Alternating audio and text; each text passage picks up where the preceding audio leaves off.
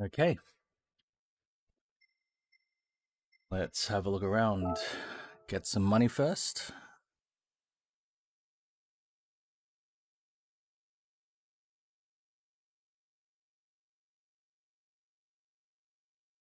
$250,000 for the Lancer Evolution at Deep Forest. Yeah, the money's building up slowly. Ooh. And we're just peeking at this. We're not going to run this. I'm not going to drive that Red Bull. Nah, I'm good. And my friends... Briggs has not run this. Shenanigans is looking pretty strong.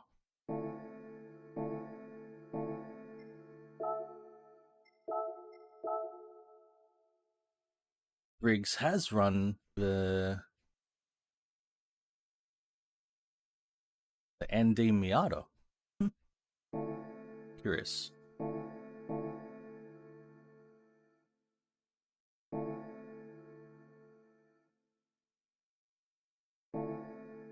Okay.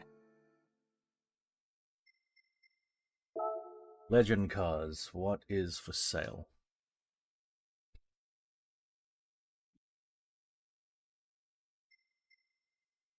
I have the DB5. That's a really, really nice color. 12 million for an XJ13. I don't have 12 million. I would love a 250 GTO. 20 million. I don't have 20 million. I've got a Toyota 2000 GT. Got the Escudo. Got an XJR9. I've got a C1 Corvette. I've got a Celica GT4. I've got everything that I could afford.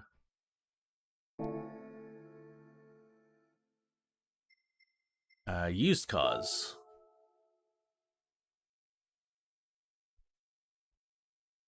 There is a low kilometer 512BB. A low kilometer 240ZG.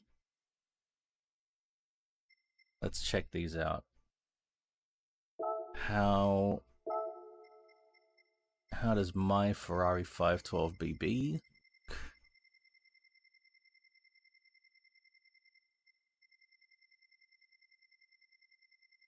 Ferrari. Oh, I've gone past Ferrari. Oh, I already have two 512BBs, so yes, I've already got a low kilometer one, and it's in the correct color. Okay. Oh, geez, Nissan. I need to look at Nissan.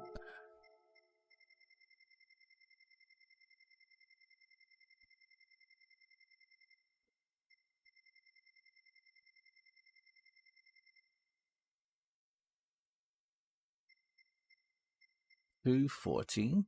That's a Z432. I need to look at the ZG. 240 ZG. I've got two of them. Same, 18,968 kilometers. Same mileage. Yep. So I'm good there. 25,000 kilometer M3, 22B. My rule is under 20,000 kilometers, but should I extend that to 25,000 kilometers?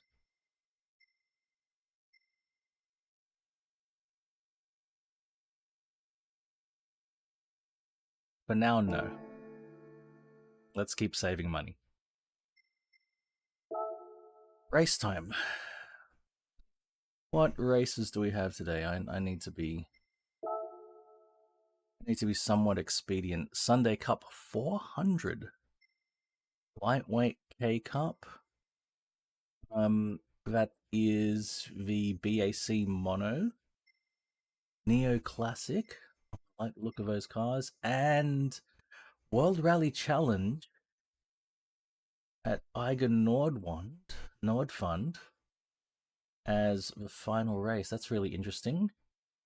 For prizes, we have 2 cash prizes and then a 6-star roulette. All right, let's get stuck into it. What are the conditions? Road car suggested. Hey, Desi champ. That Desi. I haven't spoken. We haven't spoken since. Or we haven't caught up since that day that I was going to Albion Park, and wait. I hope you're well, though. I gotta find that photo. I took a photo from the house that I went to visit. Um,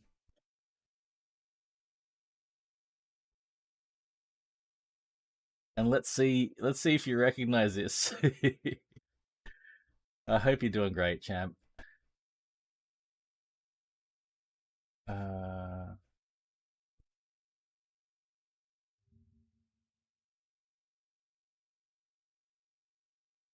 how do I do this?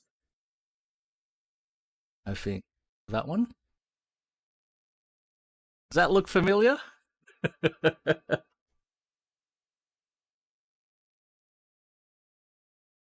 Do you have an idea where I am?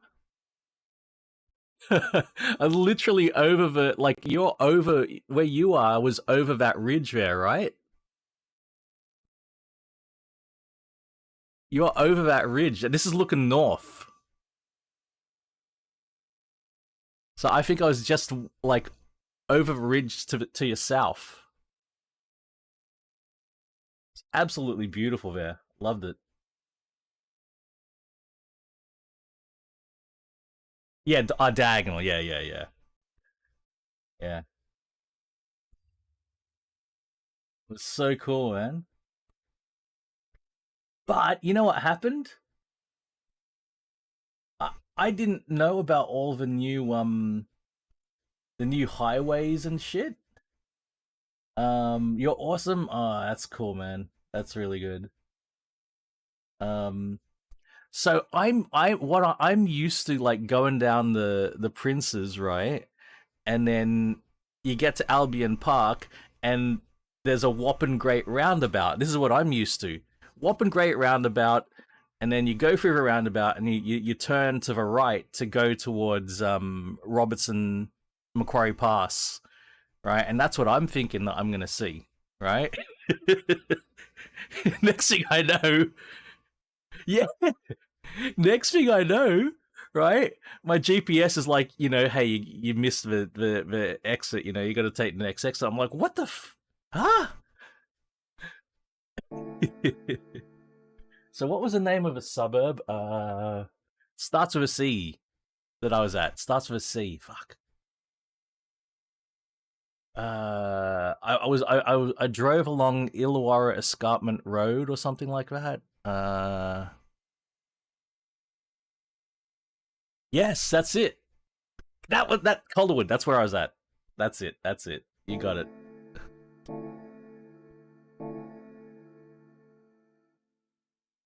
Mate, it was nice to get out of Sydney, I tell you. And always reminded how beautiful it is down there whenever I go down. It was a perfect day. Perfect day to head down. It was warm, but there was a nice cool breeze.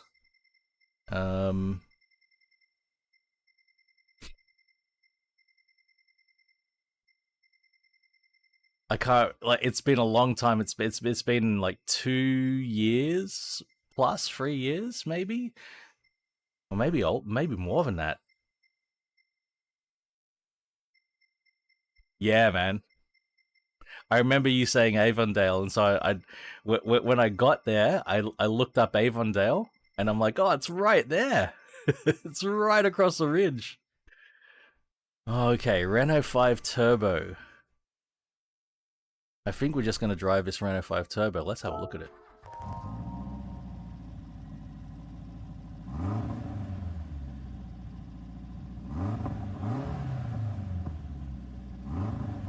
God, I love that steering wheel.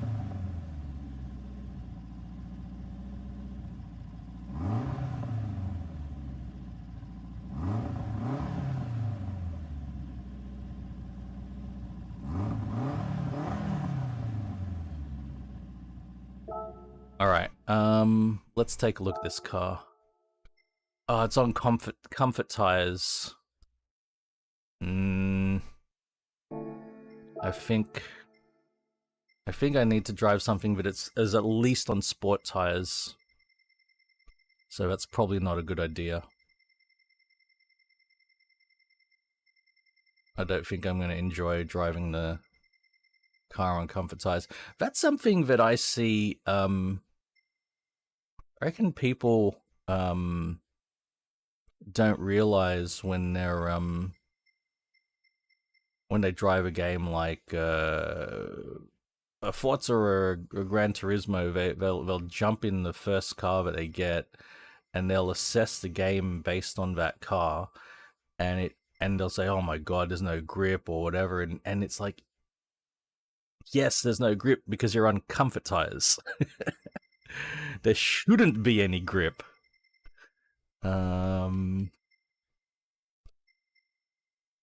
I think I might just jump in this Skyline. Let's have a look at this Skyline.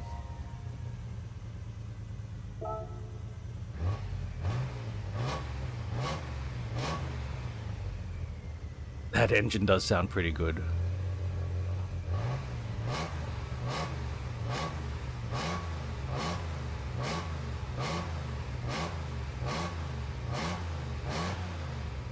Okay. This is also on comfort tires, but we've got some performance. Oh no, it's on 4. It's over. Didn't I sort by PP? What the hell?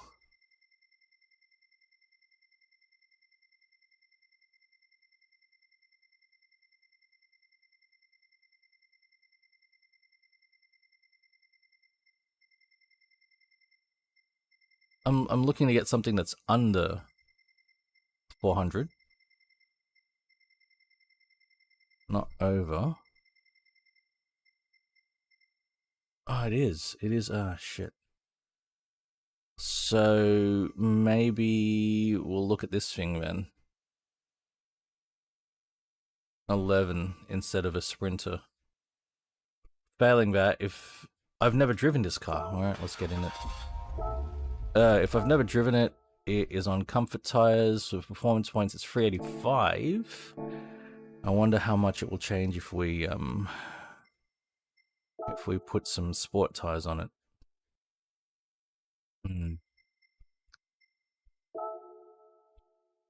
Way too much. Ugh.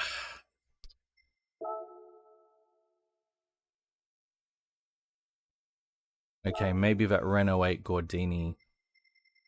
I should invert the PP because it's so small. I just realized what I said. Renault 8 Gordini. Let's have a look at this thing.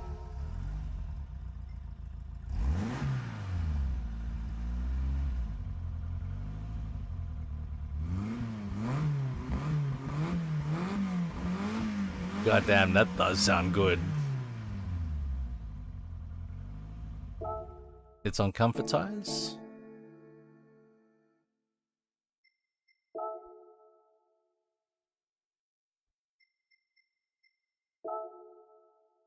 Oh, damn it. It's still too good. I'm rejecting these cars because they're too good.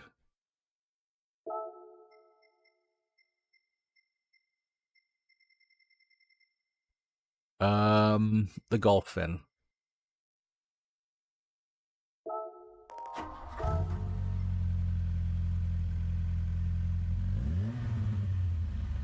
Little GTI.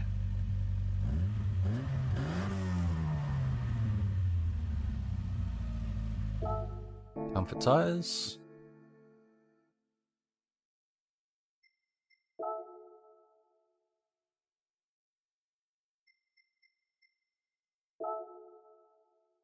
Damn it, it goes even higher.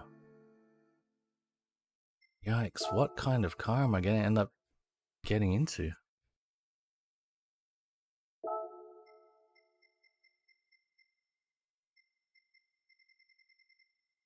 Maybe the Citroen?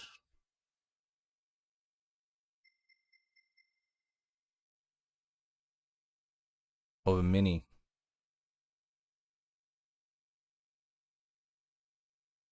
Hey, Pinkham, how you been, man? Or Honda Beat instead. Or an old S800. Hey, Pinkham, help me out. New school or old school? What do you reckon? New school or old school? I've had a pretty rough run recently, Pinkham, unfortunately. Just an old school or new school car to race. Yeah, I had a pretty rough run recently. September's been a shit month, but hopefully things will get better. Classic, all right. If it's classic, Honda or Toyota? Just work and personal things, man. Just shit I gotta deal with, that's all.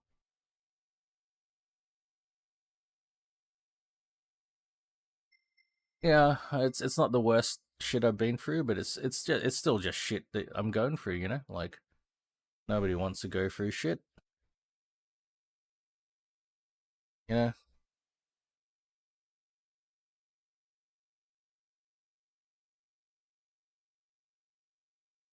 Honda? Well, this is pre-VTEC. It's this thing. And you know what? This doesn't even have a drive shaft. This is chain driven. But still, listen to that engine. This is pre-VTEC. But I think it's got a motorbike-like engine. Like a motorbike, you know, like motorbikes are chain driven.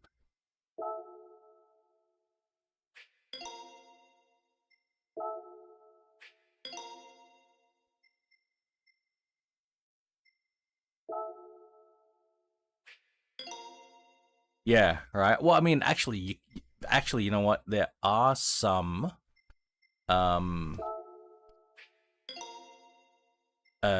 drive shaft equipped cars actually.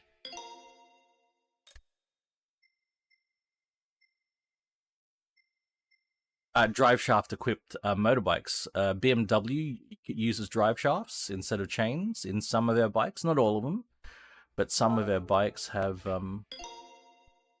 I also hear an echo. Maybe it's only during that selection. If there's any echo when we go in, let me know. But I think this was Honda's first car. Oh shit! It's gotta be. Shit! It's gotta be Yuki. Well, fail. It's gotta be from Europe. Insta fail.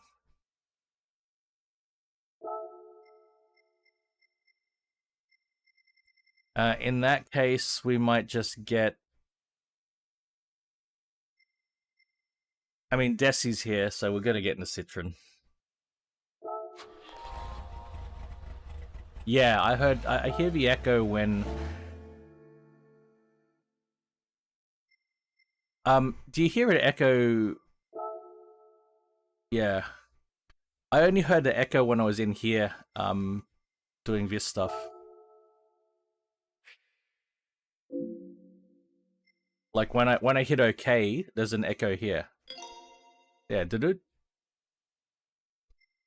Yeah, exactly. That's it, isn't it?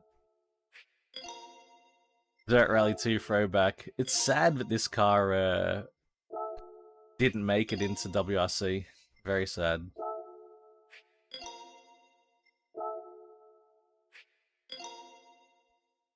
But that's the only echo I'm hearing, at least.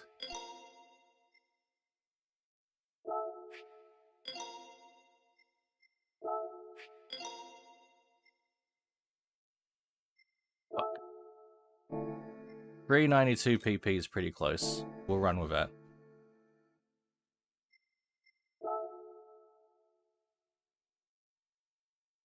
I can't remember who ran what clubs and all of that, man. That's asking a lot for me. But yeah, I know what you mean. I know what you mean. Yes, okay, we can take the DS21.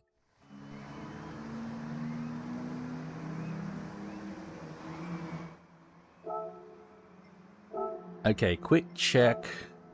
There should be no ABS in this car, no traction control. And here we go. Ah, GS is, absolutely. And Insane Hoarder, I think Insane Hoarder is driving Dirt Rally 2 right now on Twitch. Yeah, there are a couple of people who's still rocking DR2.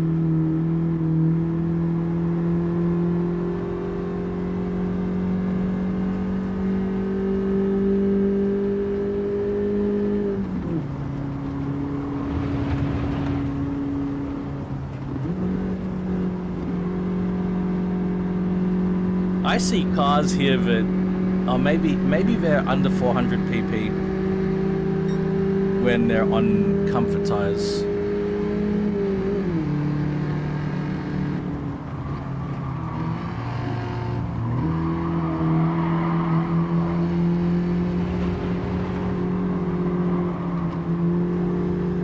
But yeah, the sports tires.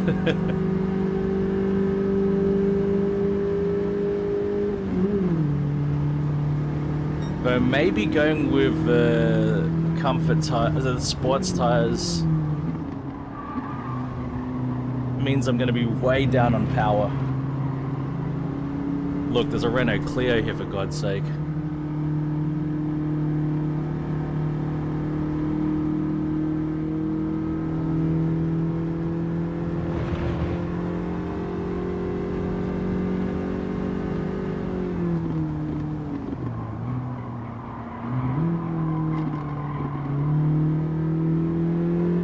But the grip level, I can, like, such a difference going to the sport tires. You can really lean on the tires properly.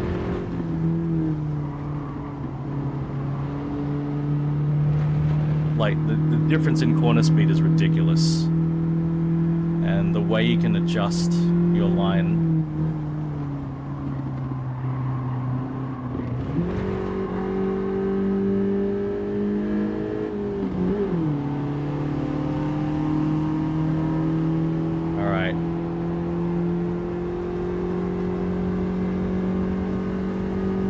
Top three are directly in front of me there, and I need to pass at least one of them on this lap.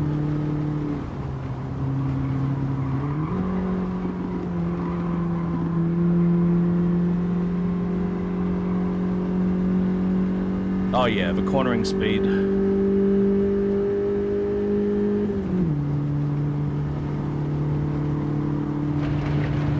Massive difference, look at that. Look at that.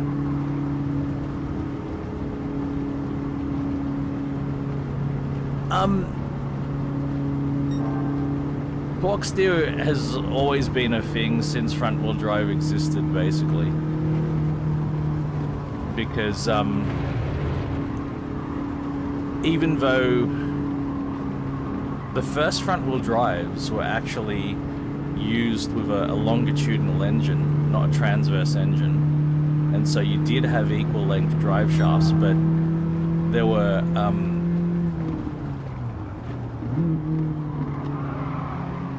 front wheel drive fitted V8s back in those days. That's always been a thing.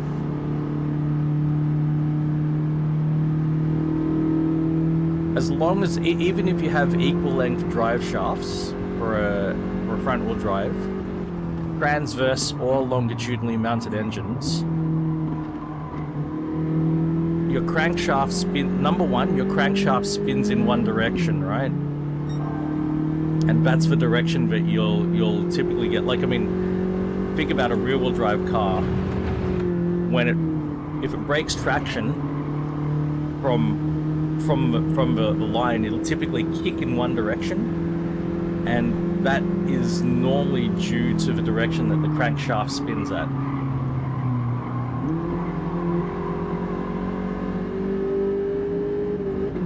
You think about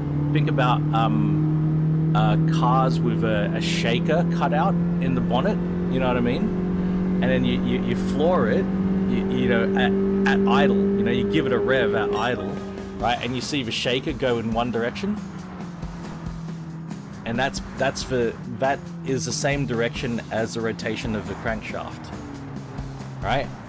So if you've got a longitudinal engine and you've got equal length drive shafts to the two front wheels from a longitudinally mounted engine, that torque, the direction that the engine's going to twist on its mounts, is the direction that the car will torque steer, because if you have your drive shafts on the same plane as your steering, the unequal torque being applied on the drive shafts will affect the steering as well. So the trick is to have your steering perpendicular to your drive shaft. So the torque of this cannot affect the movement of this if they're perpendicular. That's the trick that was worked out for the first generation Ford Focus RS and the Renault Sport Megane, the first generation Renault Sport Megane, which was the Megane Mark II, the generation before mine. So yeah, torque steer, always a thing.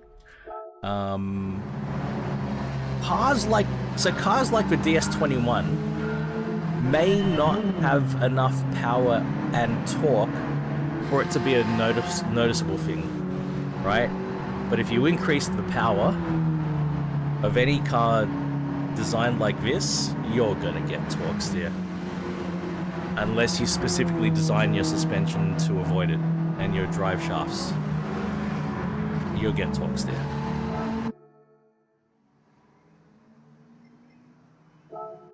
Well, second place. It was something I really looked into before I before I bought my first front wheel drive, because well, I've only owned one front wheel drive really, but or front wheel drive performance car, because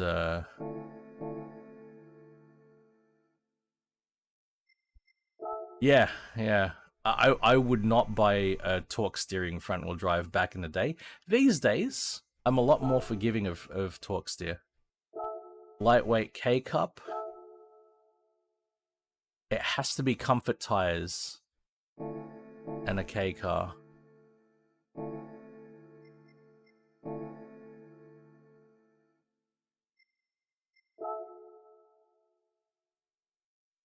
Can we filter by K cars?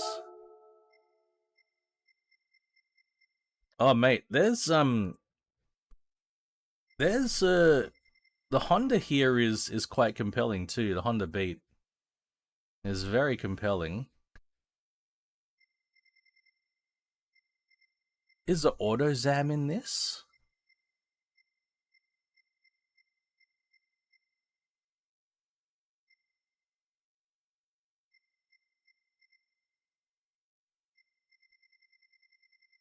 I just had a thought. I don't think the AutoZam's in this. The thing about this Honda Beat is it's either mid-engined or rear-engined. I can't remember. But the Suzuki has got an awesome turbo. A little turbo engine. But where's my... Okay, so this is already modified. 386, and that's C-open, but I think I have to... Alright, here's my cappuccino.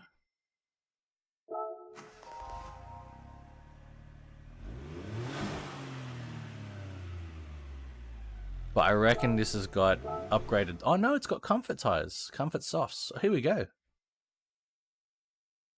Let's just drive this thing.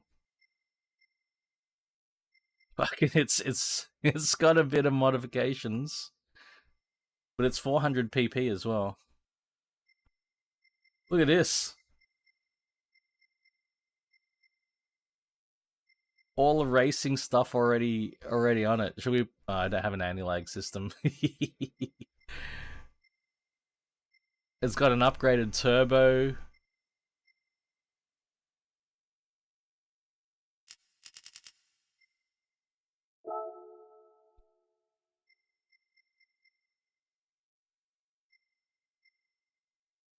We're gonna go back to the normal transmission though.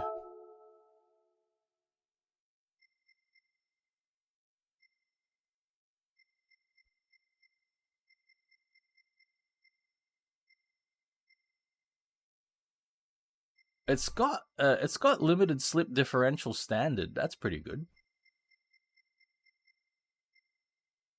All right, we're driving this car. This one's for you, Pinkham.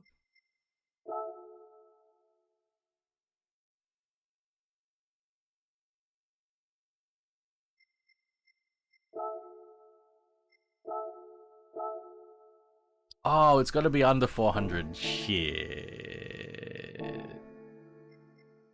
All right, we're gonna have to take some mods off. Shit. Or we just restrict the power with the ECU. Do I have? Maybe if I go down to normal braking system. A misfiring system.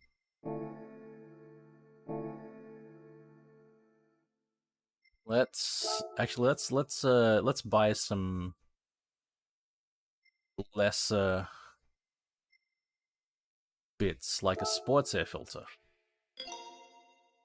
and a sports silencer and a sports brake pad. That does almost nothing. Sports brake kit does almost nothing. Yeah.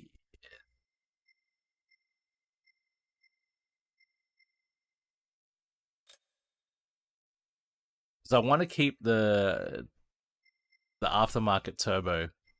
We're gonna have to restrict the power. We're gonna have to turn the boost down. Boost is coming down. I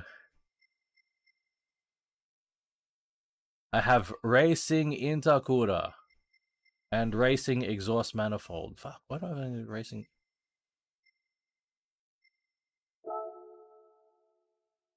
Oh, we did it. We did it just by you know, checking out if there was any danger to the manifold.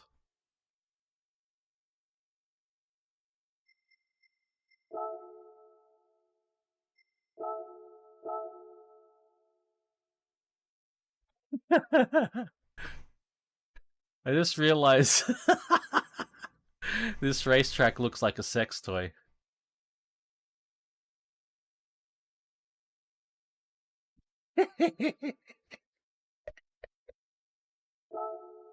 Oh shit.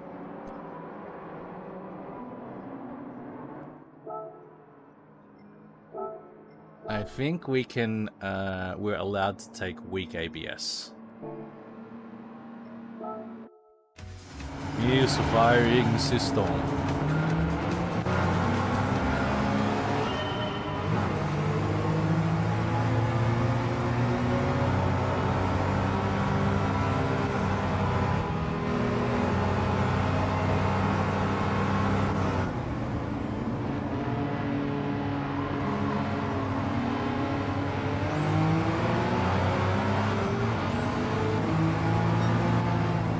Yes.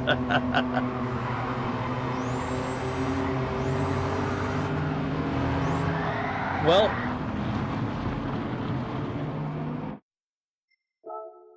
give it another try.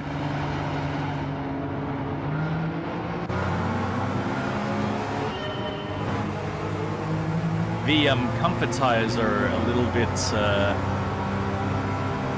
are a bit to deal with. with the big turbo that I've got on this. I'm gonna have to be a little bit cautious.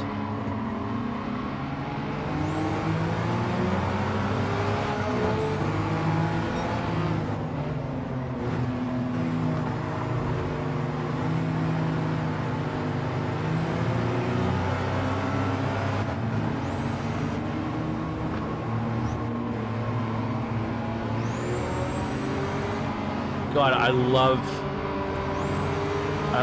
the air filter noises, the intake noises. That's something I love most about having my my R33 was the intake under throttle, the fucking noise.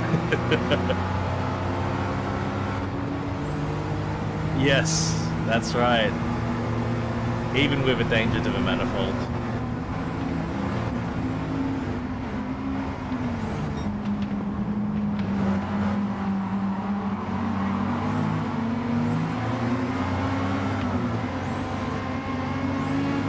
Man, 5 laps? Well, the second race only, that's a lot of laps.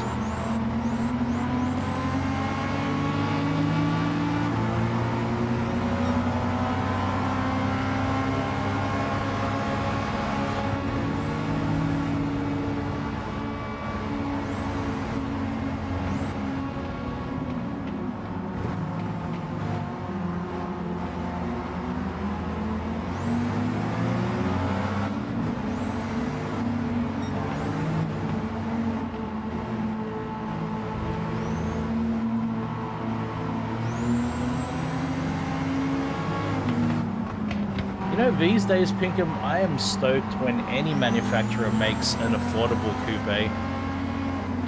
They're a dying breed of car, the coupe.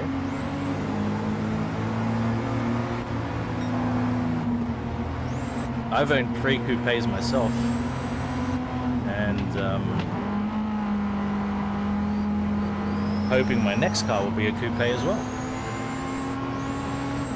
My favorite type of car is a coupe.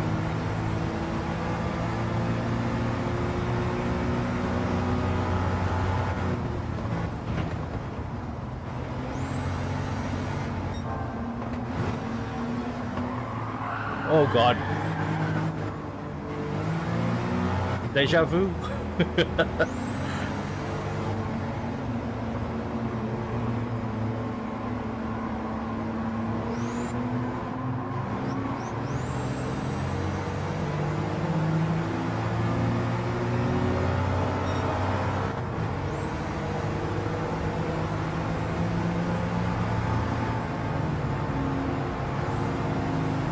No one sleeps in Tokyo. No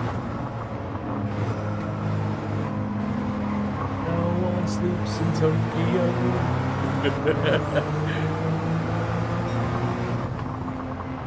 Gas, gas, gas.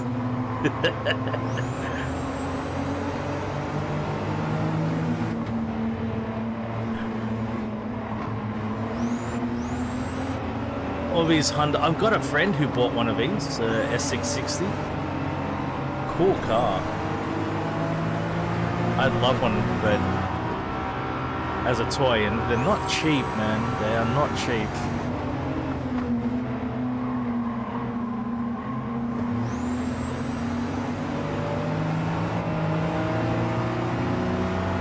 But mid-engined. Oi, chicken.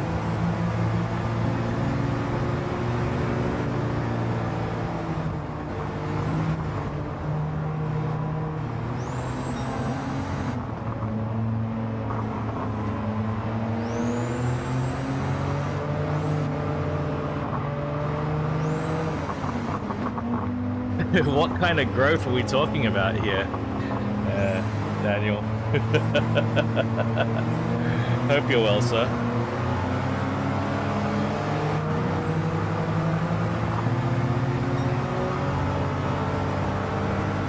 S660 is so cool, Daniel. I love him. Actually, we've got... God damn it, I've got two Daniels in chat. I gotta say Pinkham and Eaton Chicken.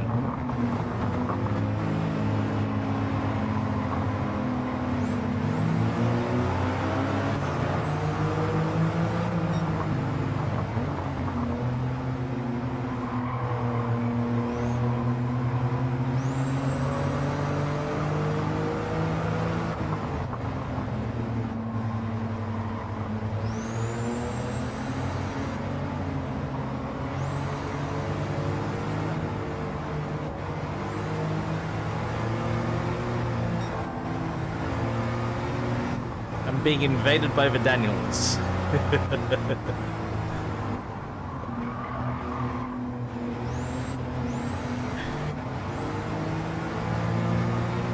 Actually, comfort soft tires are not that bad. They're not that bad. Perfectly fine for this car. In this state of tune. To have the comfort tires. See, I've got some lateral grip. I do have some lateral grip. It's okay.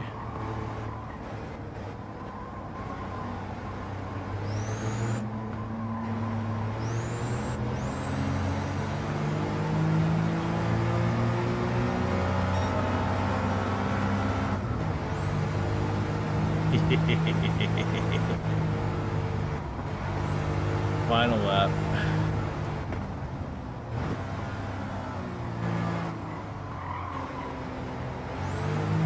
Sharing the passion.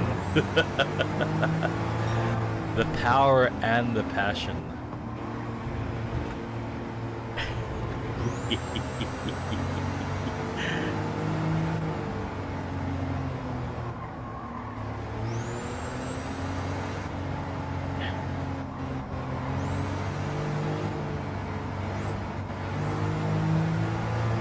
Is that my first lap where I had that bit of a slide? Might have to go watch it.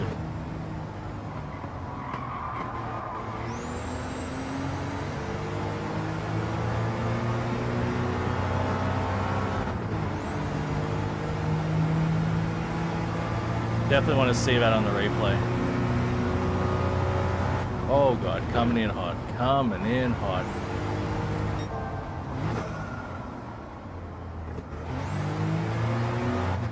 Yeah, there's good lateral grip for the comfort tires. I'm quite impressed. Maybe because this car is so light, that could be why.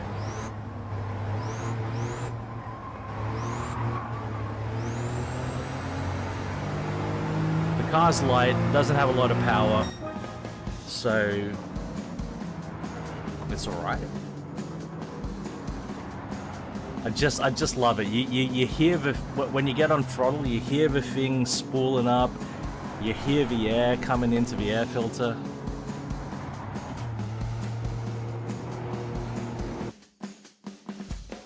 Hashtag wood.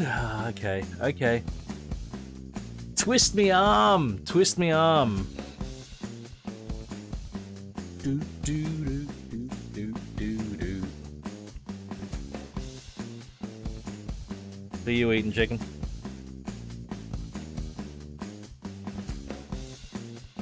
See? I get wood for eating chicken. Oi! No clean... Ah, clean race bonus. Okay, good, good, good. Because I'm more clean. I don't know what that accent was.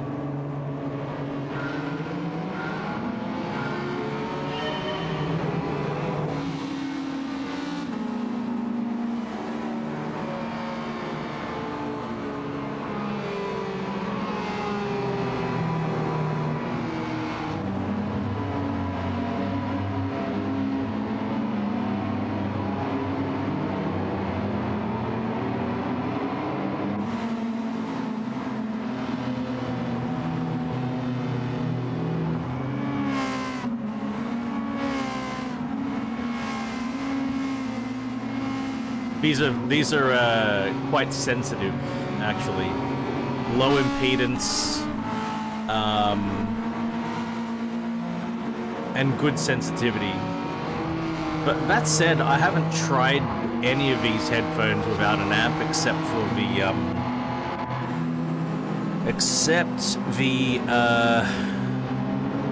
Sennheisers, the HD58X. Everything else I already had the amp, so I ran on the amp. I haven't tried, so I can't give that assessment too easily. Crack, crack, crack. Where was the slide? Was it here? Was that the slide?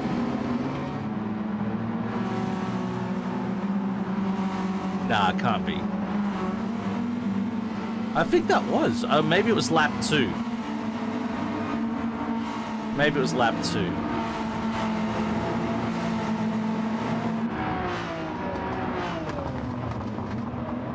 Actually, most of my headphones are not difficult to drive, actually. Most of them.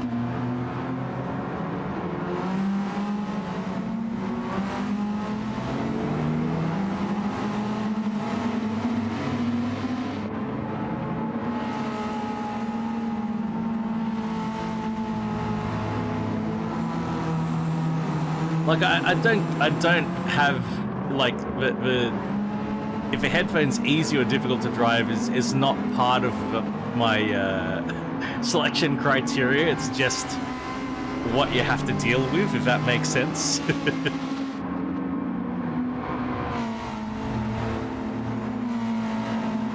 It's like I want this particular headphone because of its sound and some other aspect of its design, and then alright, if you want to use that headphone, this is a kind of amp you might need to have to run it.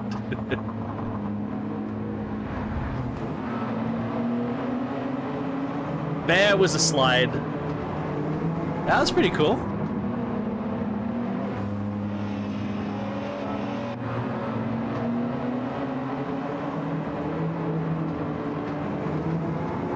Suspension was a bit wobbly, so it, you know, getting out of a slide was a little bit, but that's cool. All right, what's next? Oh, BAC Mono 1 make. The only regulation is it's the BAC Mono.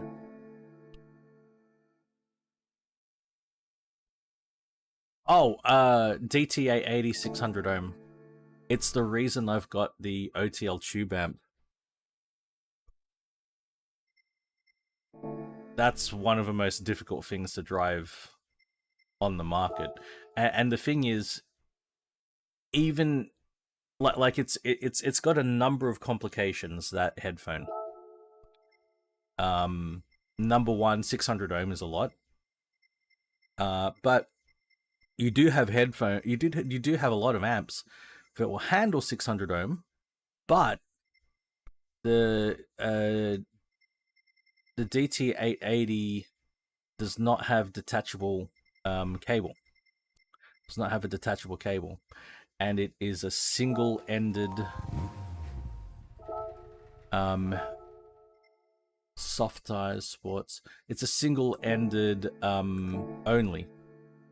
It's not balanced, and most headphones, so most amps on the market that are affordable and can drive 600 ohm headphones well, can only do that via the balanced output, not the single-ended output.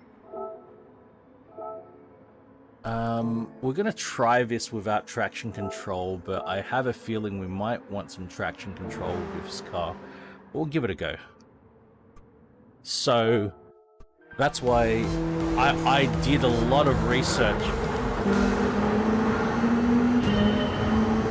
on single-ended amps that could do justice to a DT880. I'm going to restart. And And what I came up with was this OTL tube app, the TA66.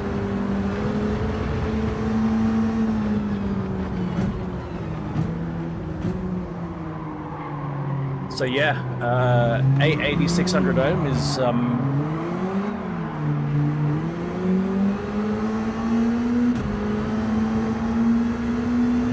you know what? There's a couple of things I need to change. I'm currently running 1080 degrees of rotation, which is way too much for this car. I'm going to dial it back to 630. It probably runs 540. Now let's do 540.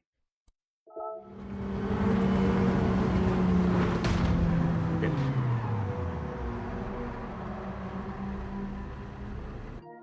Oh, what button do I press? Yeah, okay. All right, try again.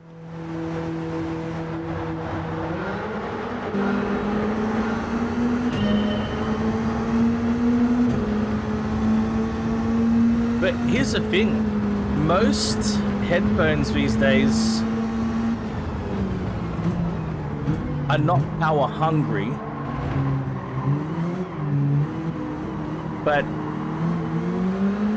like a lot of the headphones I've got, even though they're not power hungry, they scale really well. You give them more power and they come alive. You don't need it, but you want it. You want that more power because they handle it incredibly well and they produce amazing results with a lot of power. And that's almost every headphone I've got is like that.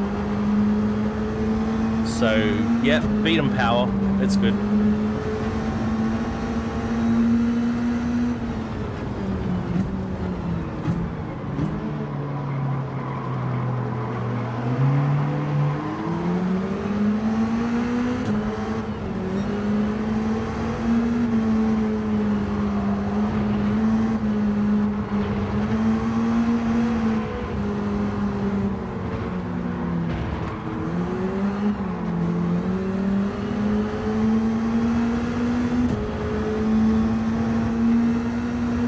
Curiosity is a huge driving factor there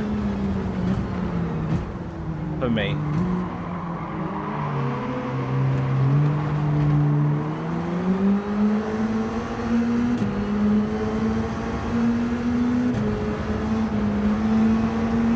Yeah, so it's the control. So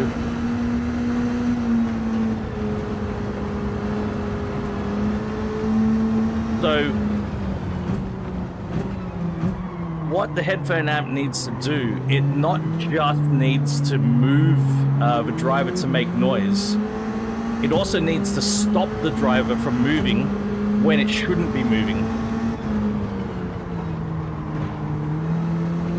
Does that make sense? Because if the driver's moving when it shouldn't be moving, then it's muddying the noise. That's a huge deal, actually.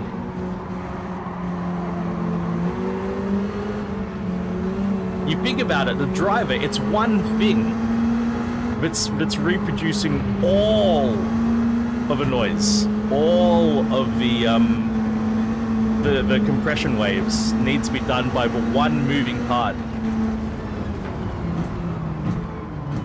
That's why planars are a really interesting technology for doing that, rather than the dynamic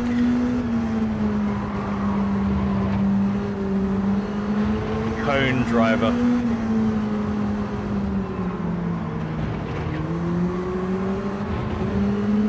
I might not get a clean race bonus here.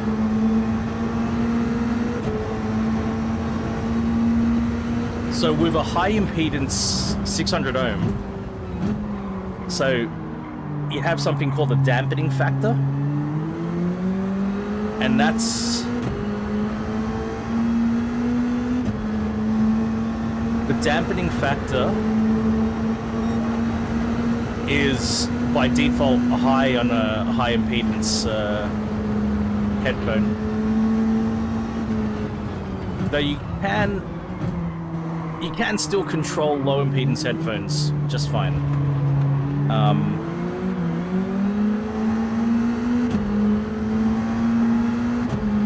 But the high impedance has a natural high damping factor built into it. So yeah, I'm really curious to hear it.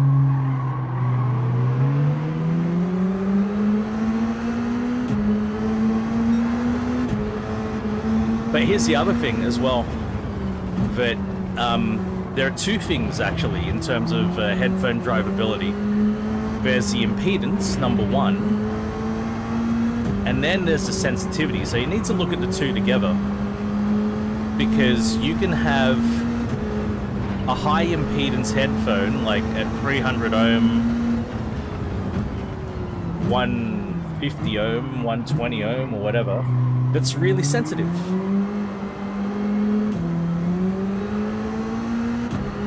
And so even though it's got that high impedance, you can still run it off an amp that doesn't have a high impedance dampening, and it's going to be okay because the headphone's sensitive anyway. You can have lower impedance headphones that are not sensitive as well. So you get these planars like the Hi-Fi Man Edition XS. They're not that sensitive. They could be made more sensitive, even though the impedance is quite low. So you still need a bit of power to move them properly.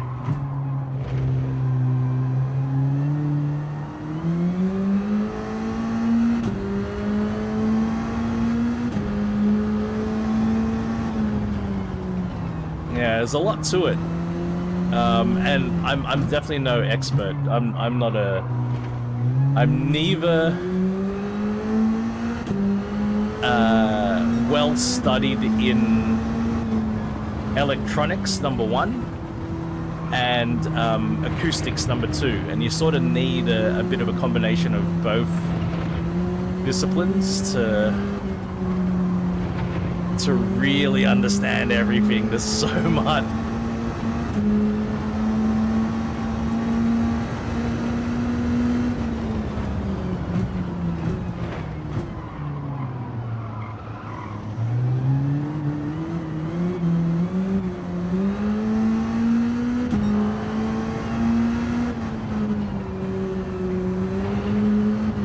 This thing's pretty amazing to drive.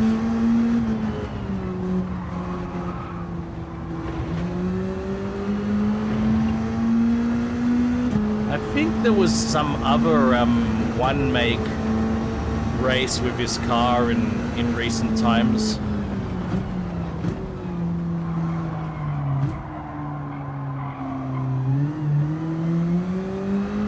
And it is very drivable without traction control.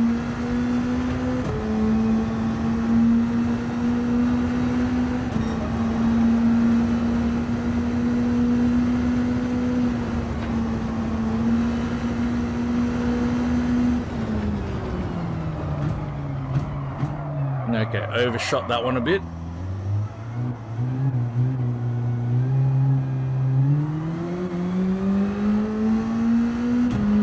Yeah, that's a pretty accurate description. Like, I have an elementary understanding of it all.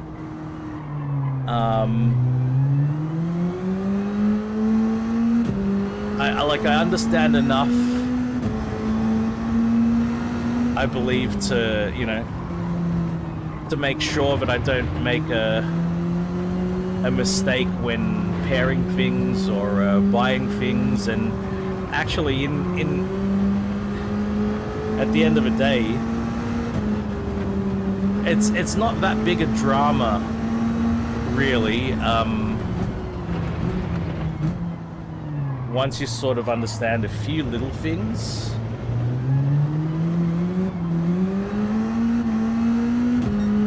And once you have some, you know, a basic level of amplifier, you can probably rock almost any headphone. It's reasonable. If we're talking about reasonable pricing, and actually even up to like enthusiast level pricing.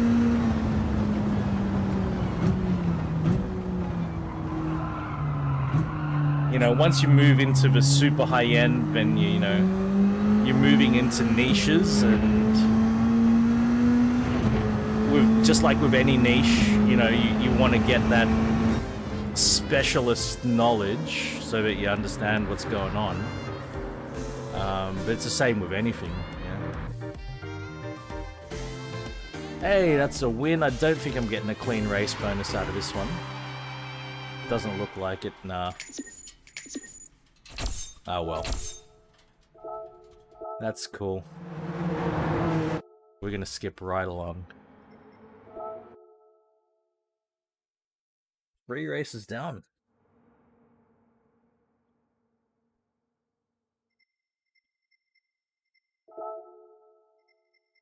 Neo Classic.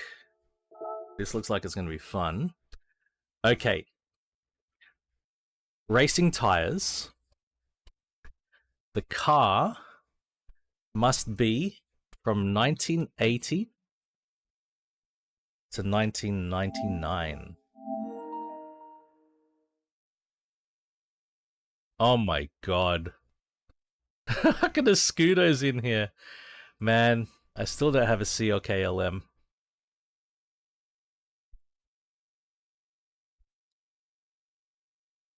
$800 pp or less.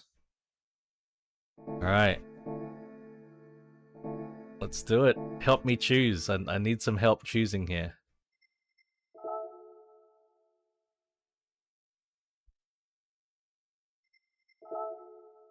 We are going to sort by year. No, PP. No, we'll sort by PP because it's got to be 800 or less. And then just look at the year. So, I don't think I want to drive a Scudo. The NSX is out. The Zonda is out. The first car on this list that qualifies is actually that Skyline. The Silhouette. We've driven that recently. The Supra qualifies. The GTR qualifies. That NSX does not qualify. Wait, what about these cars? We've got some cars up here that we could possibly... We need to bring the PP down. But we do have this Sauber Mercedes. We do have the XJR, the 962, R92, and 787B. So we've got these 3 cars up here in our back pocket as well, and the Toyota GT1. These all qualify. But we drive those cars a lot, and maybe it's time to let something else shine. The NSX is out, man. We could try up-speccing the F40.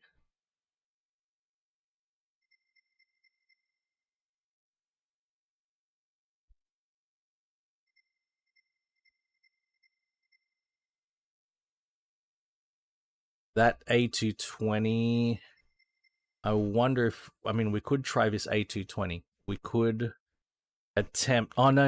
It's got to be 1980. This is too old. This is too old. We can't get this further up. That's the highest PP it's got. Second choice. What's your first choice? You said second choice is XJR. What's your first choice? Out of the list that I've gone through so far.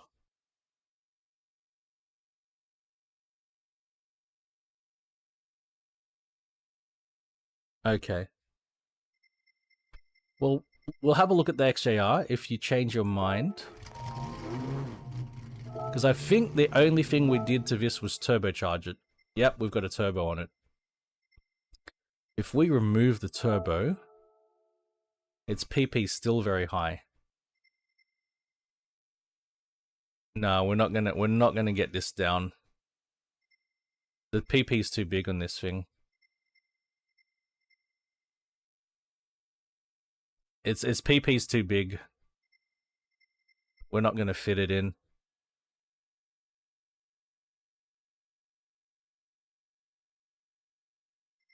We might as well put the turbo back on.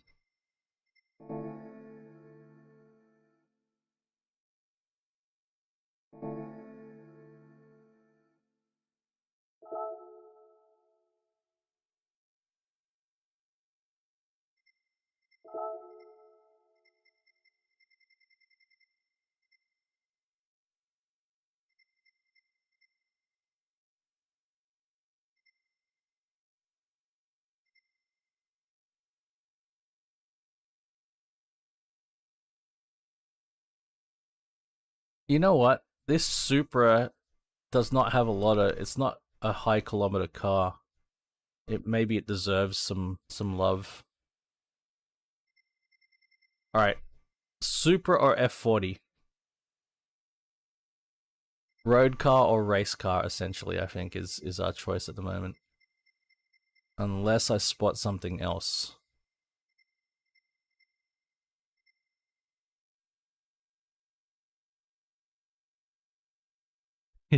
Red guy.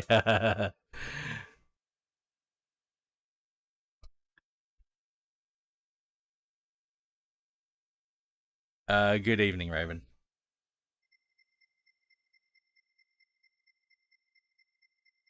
What's that from 1995, the 400R? No, we're not going to get that to 800.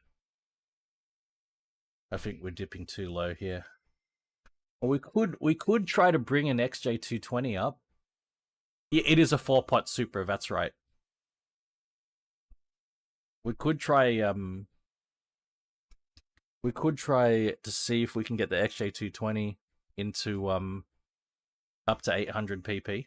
I think it's a possibility with some big turbos.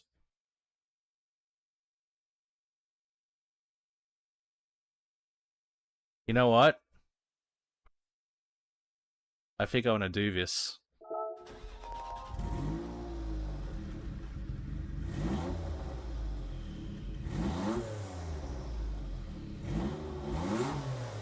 I think I want to try. I mean, this is Group B, yeah. It's Group B derived, you know?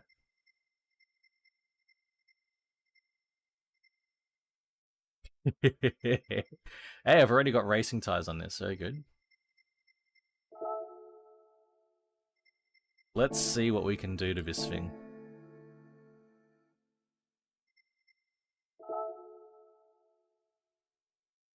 Actually, let's see if we can engine swap it. This might be interesting. There is an engine swap for it, but it's 1.6 million.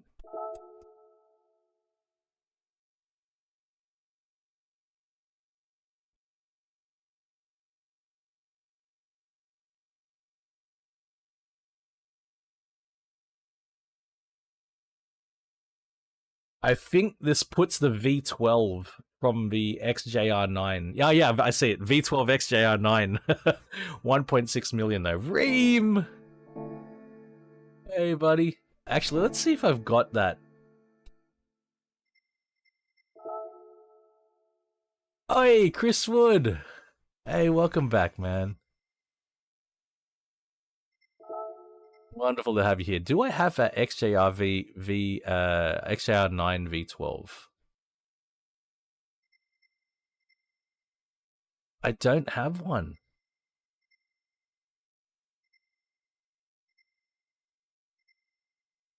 I do not have one. Oi, Briggs!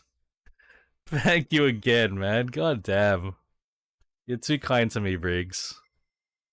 Appreciate that, mate. I hope your stream went well. I did have the lurk on you as usual. Yep, I can see it just changed over. My lurk just changed over up here. Thank you, Briggs, and welcome to everybody who's jumped over from Briggs's stream. Briggs, I was watching you stream like in my evening. Your morning, I think.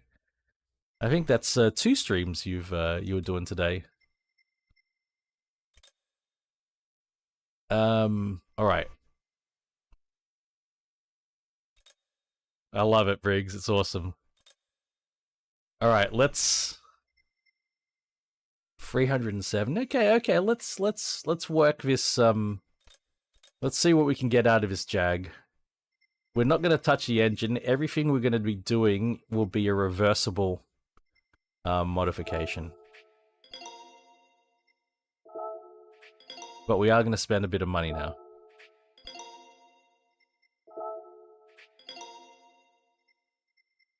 Yes, and anti-lagged XJ220. Let's do it.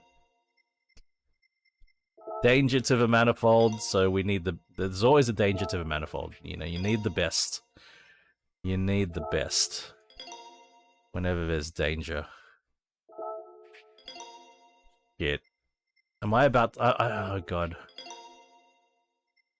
I hope that high RPM turbo... Oh my god, we're only gonna get 700 PP. Shit. This was all a waste of money, wasn't it? Oh no. Oh, we're in trouble.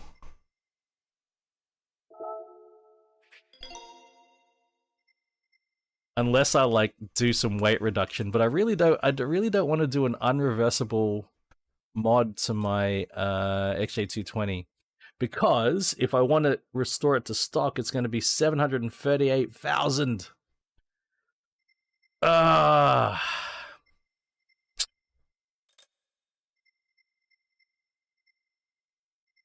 do I do, guys? What do you do in this situation? Correct. That's absolutely correct, Chris Wood. That's why I chose it, because I'm more commonly a WRC streamer over on Twitch. Do I commit? Do I just do the weight reduction?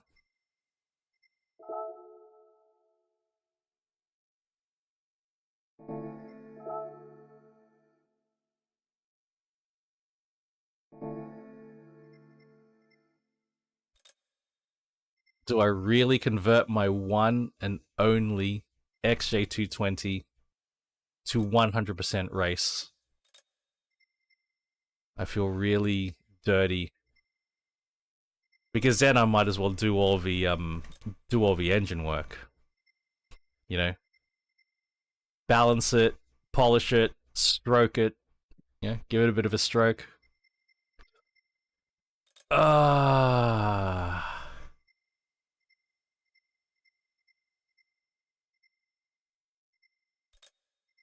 I mean, it is reversible for a lot of money.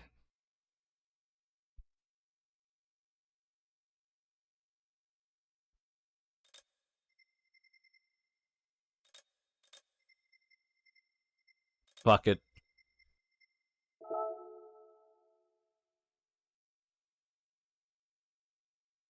Oh, I didn't realize that. You've got to do all the you got to do the whole thing. Okay. All right. We're doing it.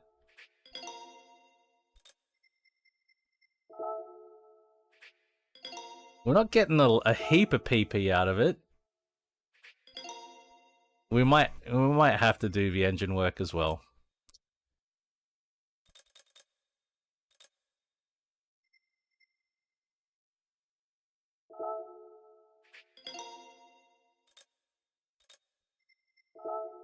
We're spending money.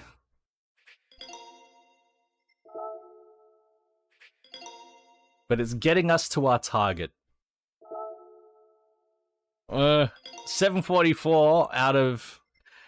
There's no stage 4 weight reduction.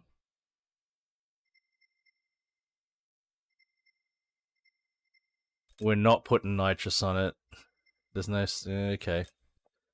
744 when the recommended PP is 800. Maybe this is enough.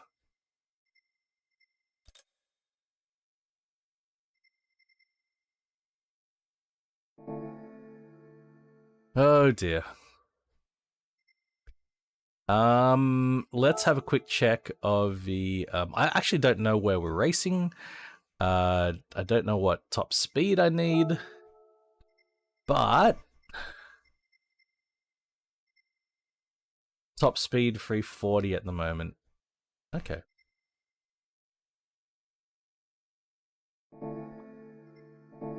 Let's just have a look. I have no idea. Hey, you know,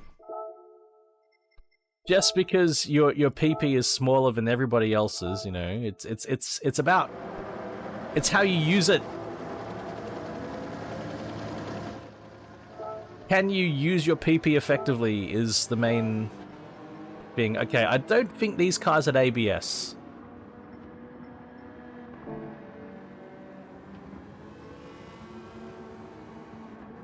Oh, the weather. Tell me it's going to be sunny the whole time.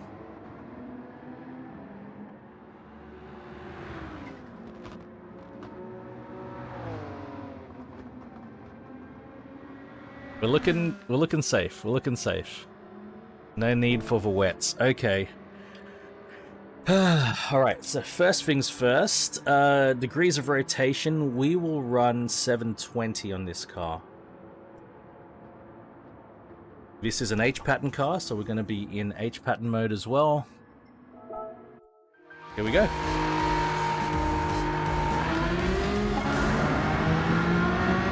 Oh wait, shit. No, we should be alright.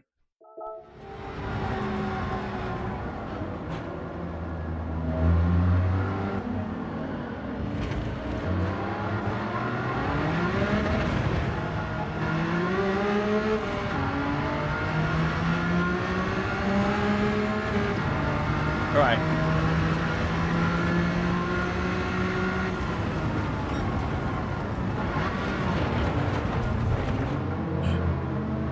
Alfa Romeo. Okay, the good news is the lack of traction control doesn't seem to be an issue.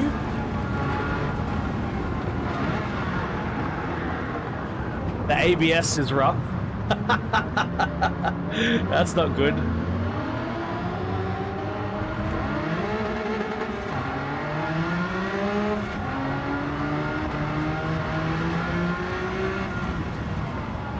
And the other good news is that we seem to have enough power. The bad news is it seems to be very thirsty, even at the leanest fuel map.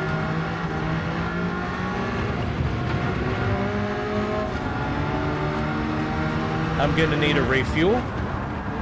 The brakes are atrocious.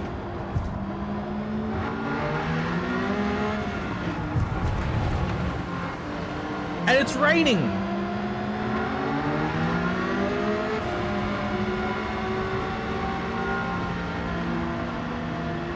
Force feedback's too strong. Alright. We're gonna have to do a couple of things here.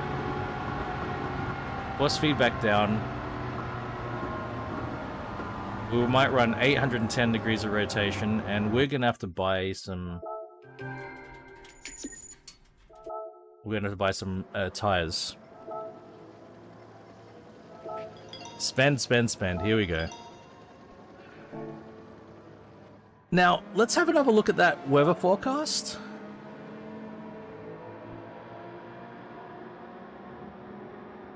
It doesn't show any rain. Why was it drizzling? Right? Am I not reading this right? Shouldn't it be purple if it's gonna rain? British Racing Green. British Racing Green I just saw that. Sorry, Chris. Yeah, British Racing Green. You have a point. But the XJ220 is iconic in silver. But am I reading this wrong? I don't see any traces of rain.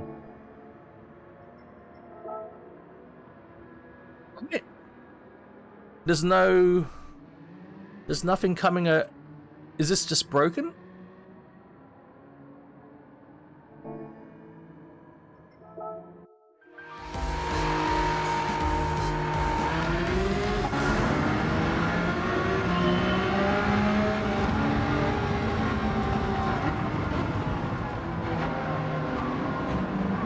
Oh, I think clean rating bonus is out of the question.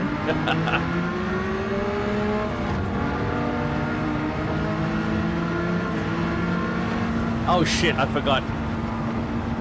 I wonder if there's any way you can set your fuel map before you start the race. Because that's always the first thing I've got to do with these races, is bump my fuel map all the way lean.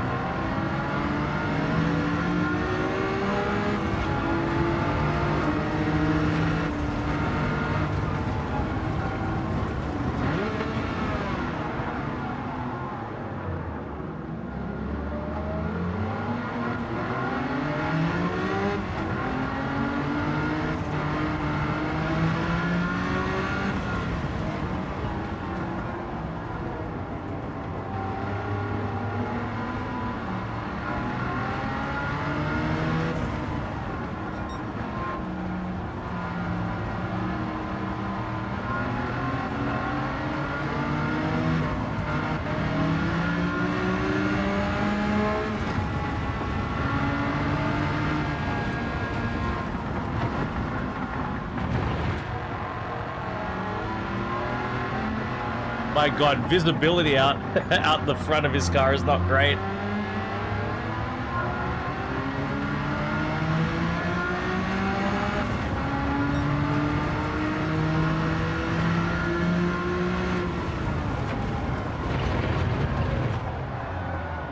Oh my god.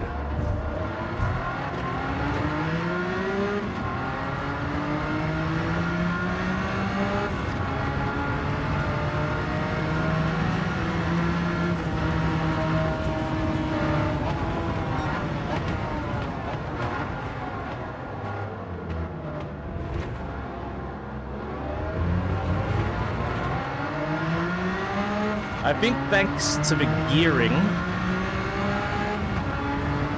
and the high RPM turbo,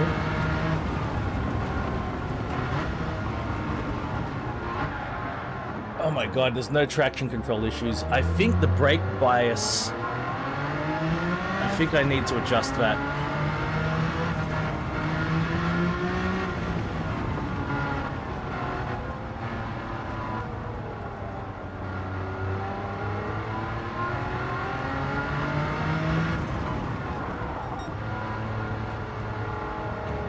Not getting a whole lot of rotation under braking.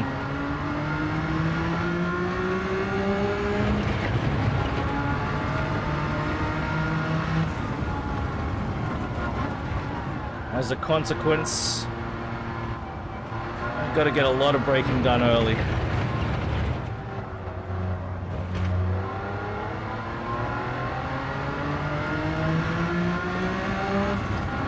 You want...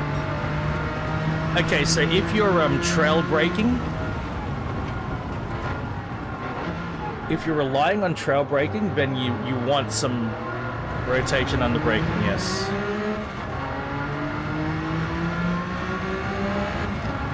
If you're not trail braking, then absolutely you don't want any rotation. This is part of the whole, you know, make sure the tune matches your driving style. Ooh, that F1 got a little bit spicy there. So much boost. Oh yeah. This is, you know what, Chris? This is the engine that the MG Metro needed. It needed the turbo version. Imagine that. Imagine if they had to put turbos when they were rallying. God damn.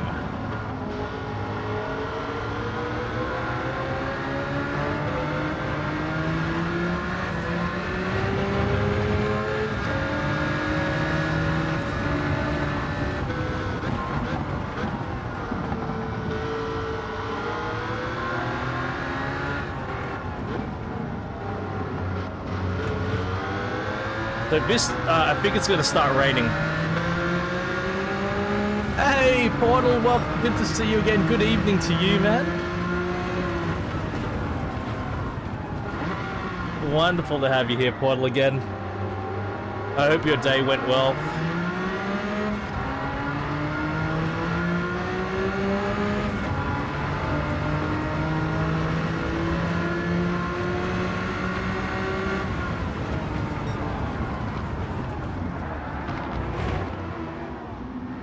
There's a lot of brake fade as well.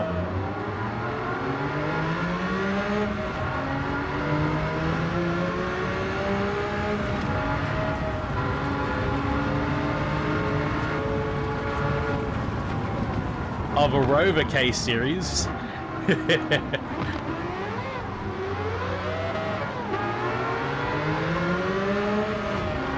That's so funny, but oh god, oh I forgot, fuck. That's not good. And it's raining.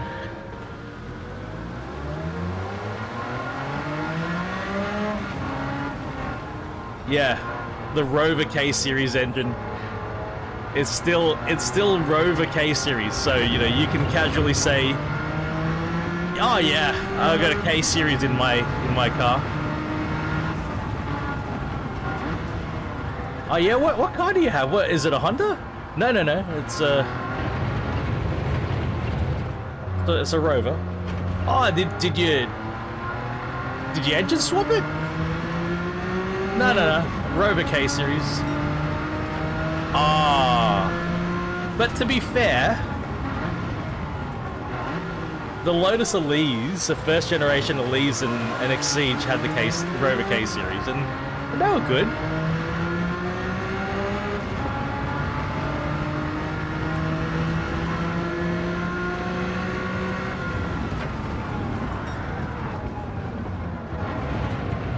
No problem with the engine itself, like, you know, in terms of performance.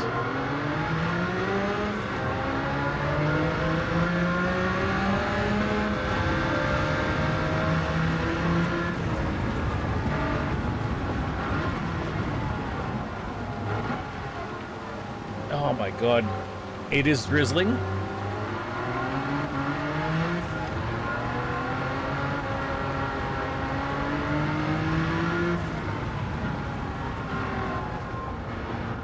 And I will need to go in for fuel soon. Maybe I'll go in now. I don't know. Could I switch to intermediate tires already? The forecast told me nothing about the rain.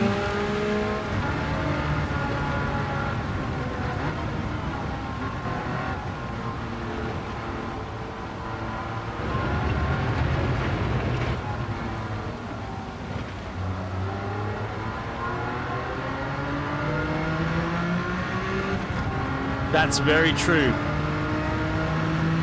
That's very true about the K-Dums. They also ran Rover engines.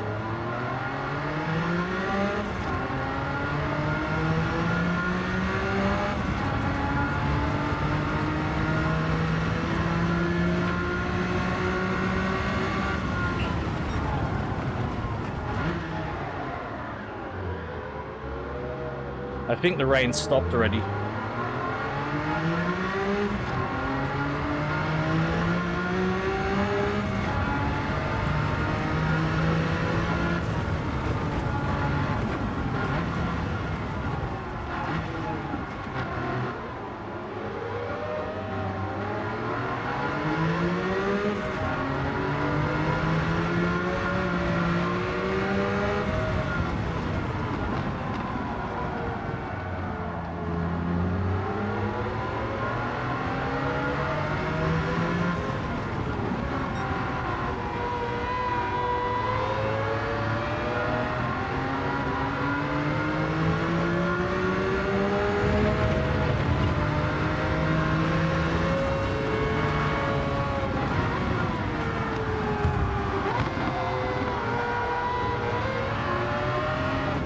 Is that the pit entry that I just missed? It is too. Okay, we're going around one more time.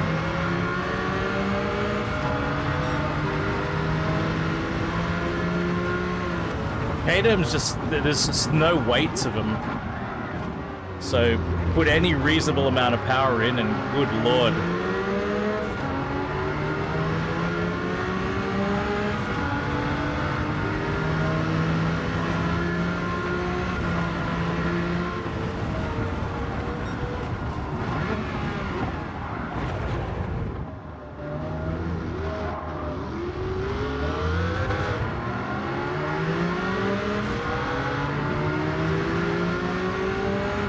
One of my friends telling me I should have bought a Caterham instead of my current car, and I'm like, but the Caterham's a nice toy, but you can't do anything with it. It's not a daily driver, for fuck's sake.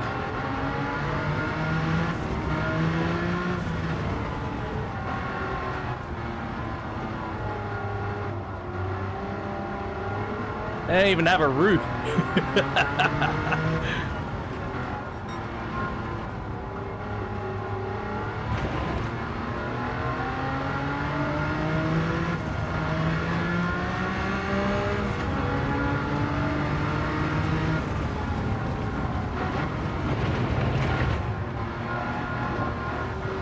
Have to pit in now. Hey, hey, hey, fuck off! Wow!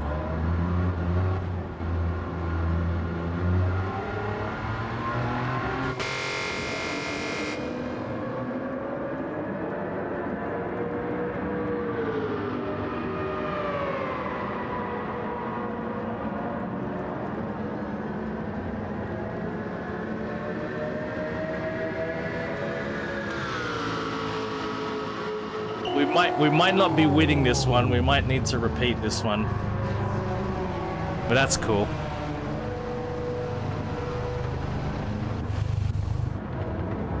I put too much fuel. I didn't need that much fuel, but alright. Anyway, whatever. What? I didn't drive across the pit lines. What?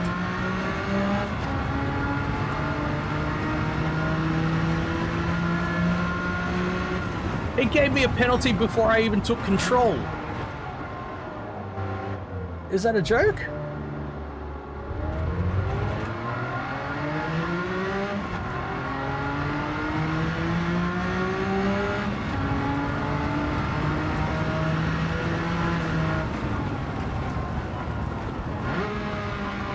All right, that was a money shift.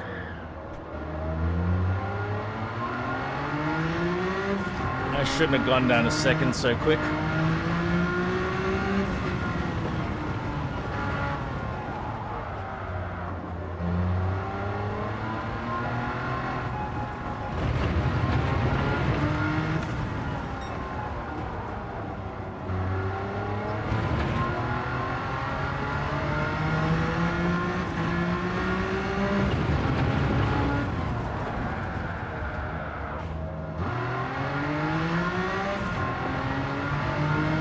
Is there any hope of me getting onto a podium at this point in the race?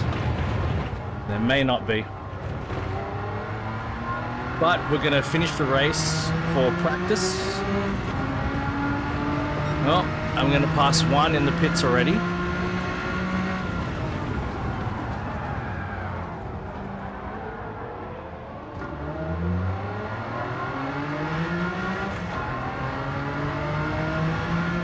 Two more laps to get 5 positions.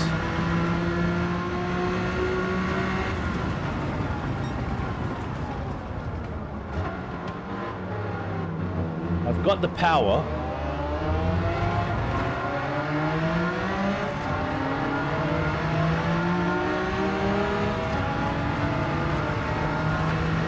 The braking is not so great.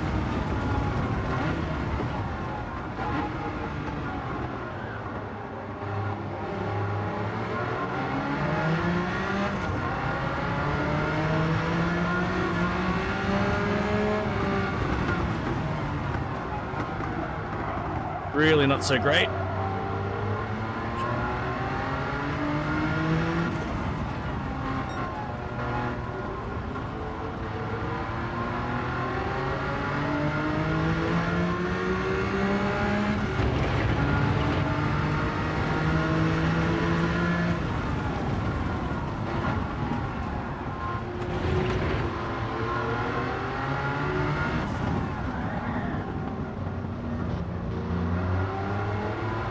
Two more positions in this final lap. Is it possible? I think they're too far ahead.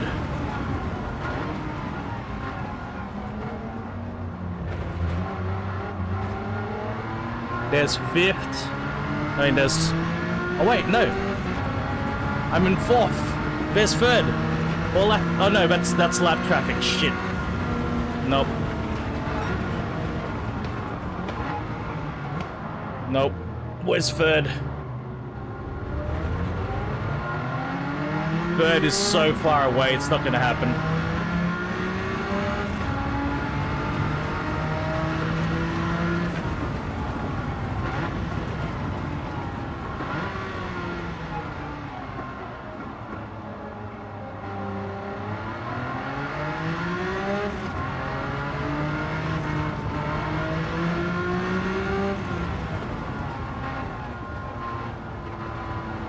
This really is like driving a Group B circuit car. It really is, because the amount of braking for weight transfer that you need to do, it's similar. It's similar to the Group B rally cars. You need to be on the brakes a lot.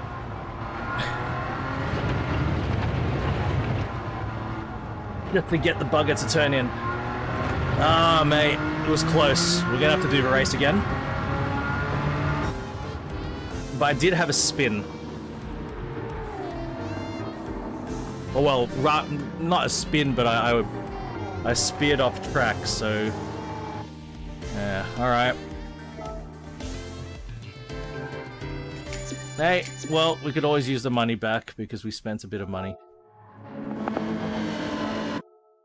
Let's try that again. Actually, we might have a quick look at the tune, and maybe try to do some brake bias adjustment. So, front rear balance. I might actually knock it to the rear, which is unusual for me for a mid-engine car, to knock the brake bias to the rear more. I normally wouldn't do that.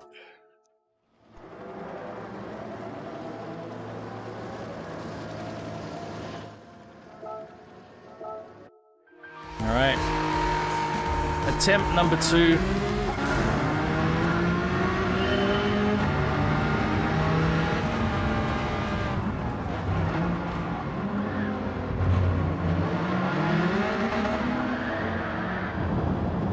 Did I get punted?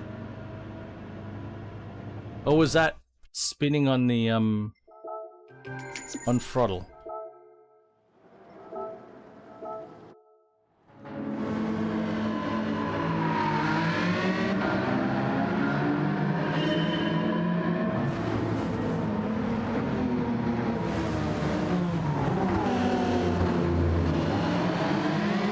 Nope, it was spinning on throttle.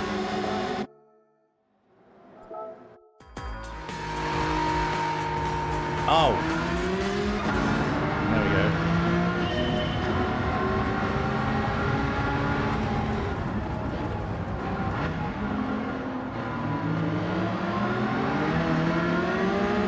I think I got a tire on the ripple strip.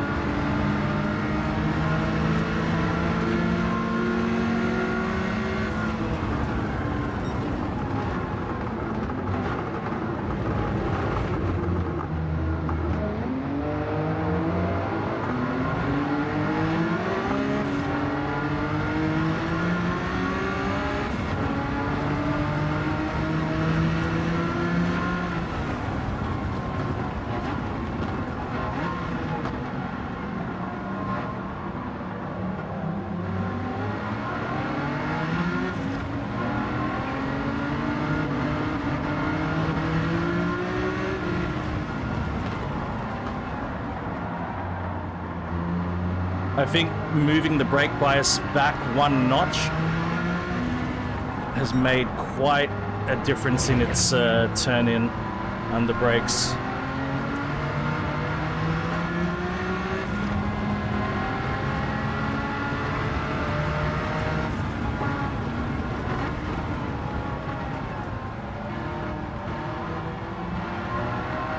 I should have looked at the differential settings too.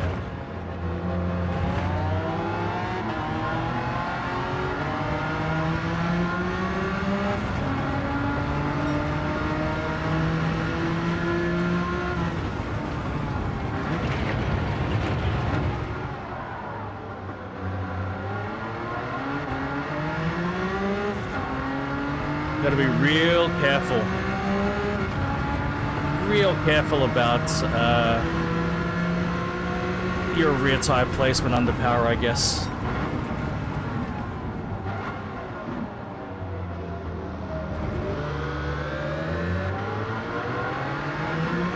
And this seating position, it's so hard to see over the steering wheel.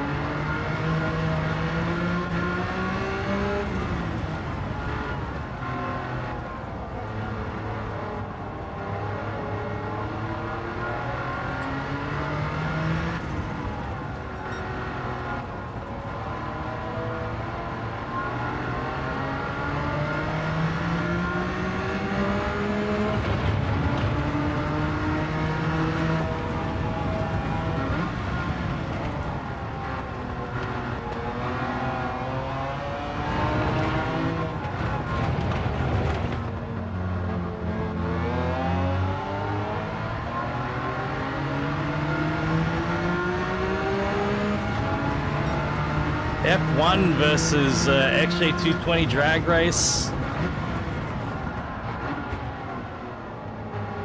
versus a standard XJ220. Yes, that F1 would win, but the extra boost.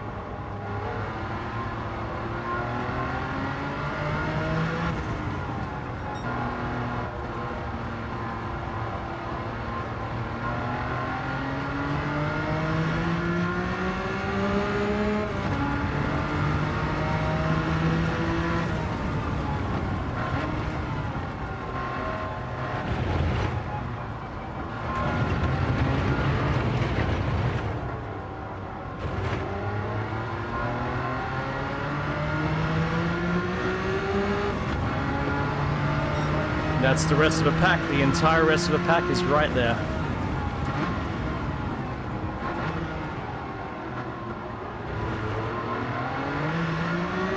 .787B, Sauber C9,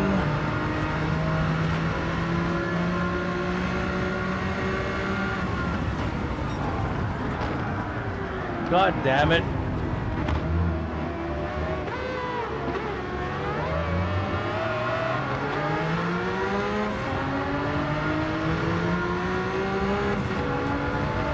I almost rear-ended him.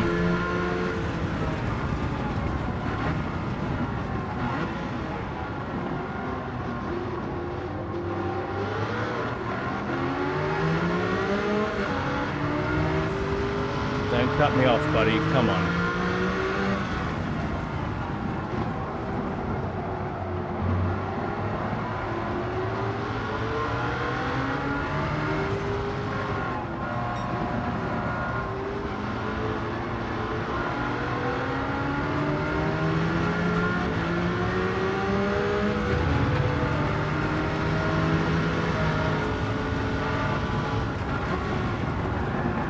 God damn it. So, yeah, these guys can dive deeper under brakes than me. I cannot get them under braking. There goes my clean race bonus. I really have to be patient and get them on the straight.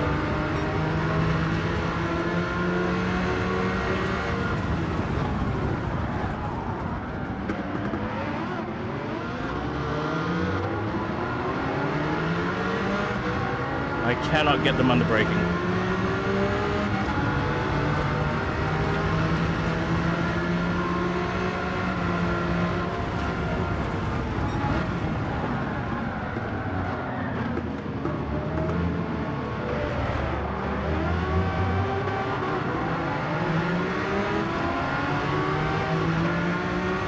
Wow, the Escudo is actually leading.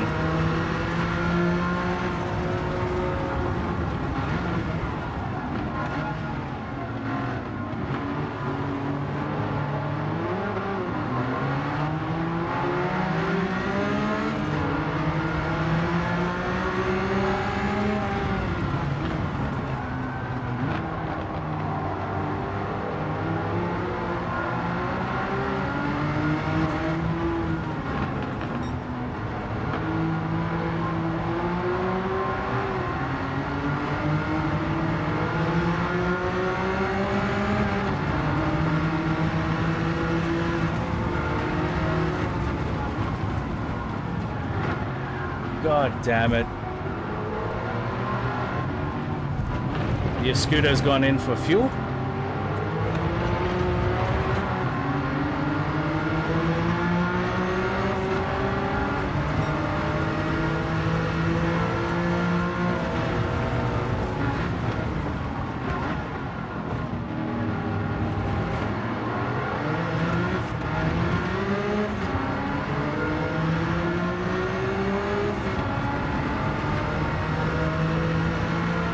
I think I'll go in for fuel as well.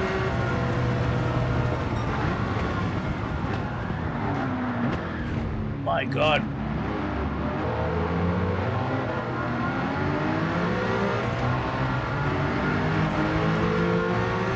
So they brake better than me, but I definitely corner better than them. Because I'm trying to get around the corner and they're still slowing down. Like, I'm carrying more speed through the corner, but they're able to stop a lot better than I can. And in fact, they slow right the hell down, which has caused me to take evasive maneuvers multiple times, and this car does not evade very well. Alright, let's go in for fuel now.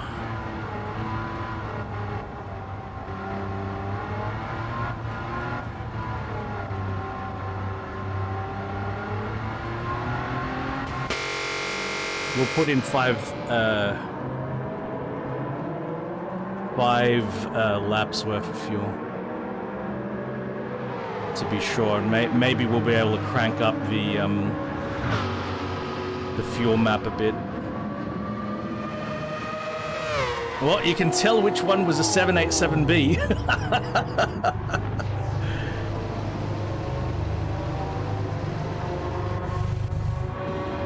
Man, the noise that thing made. All right.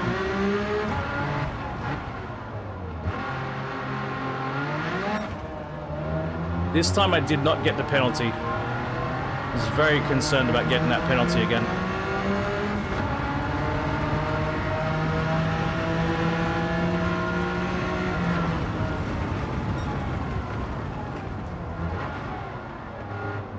Yellow flag.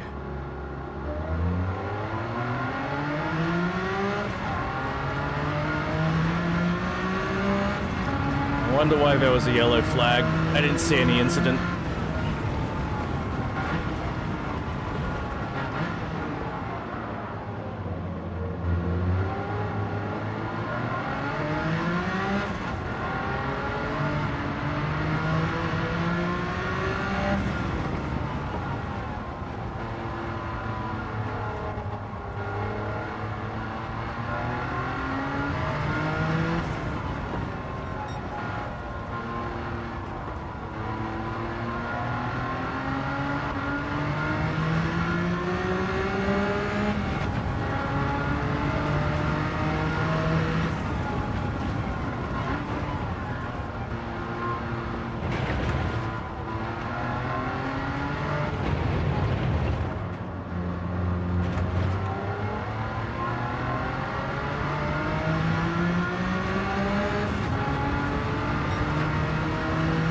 Tell me they've got to go in for fuel soon.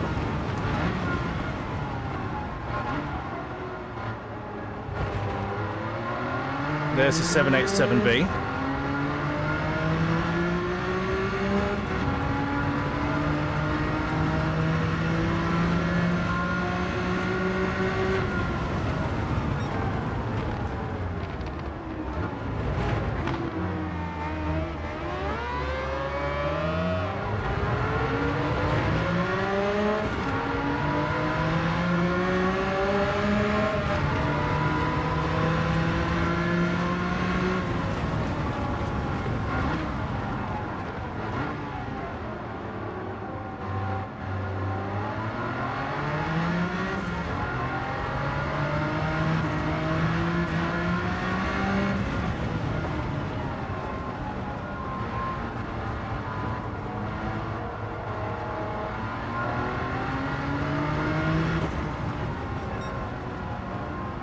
XJR9 ahead. There's the lap traffic with T16. That's fourth. There's third place right there. Sauber C9. Tell me he's going in for pits. Yes, he is.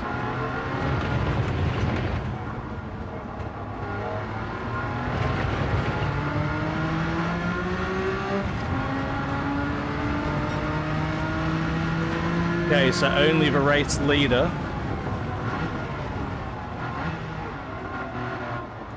is ahead of me now.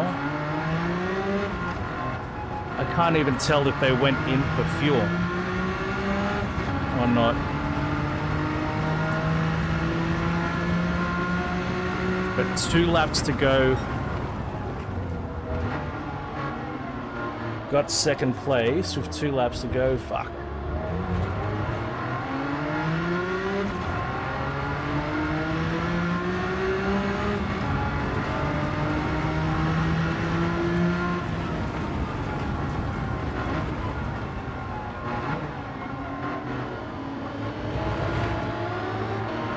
Traffic here.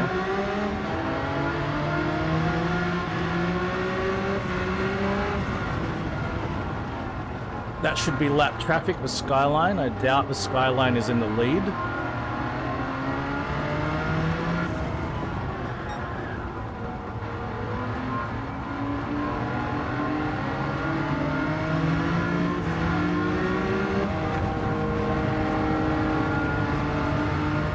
So it looks like the race leader is not going in for fuel. Or has not gone in for fuel. Somehow the race leader was able to stay out or went in really early.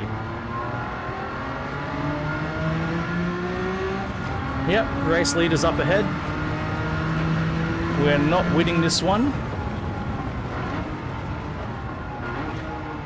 Second place is okay. As long as we don't spin or crash.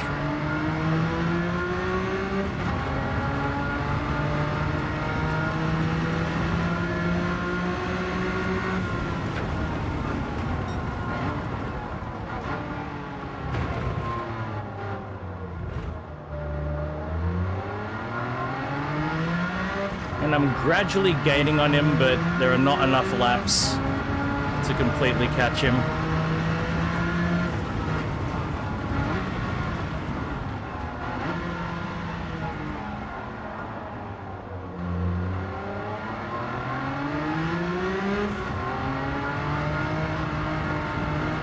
I can see him now, but yeah, he's still too far ahead.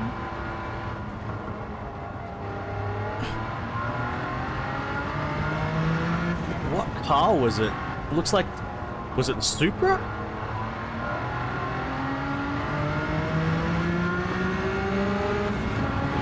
I can just tell it's white. I can't see much other detail about the car. Oh man. It was a Supra. No, that's lap traffic.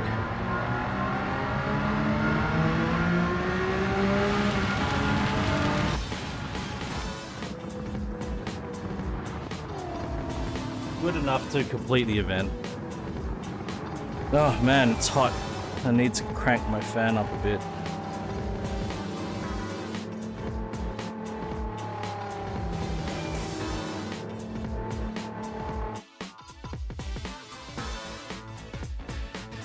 Ah!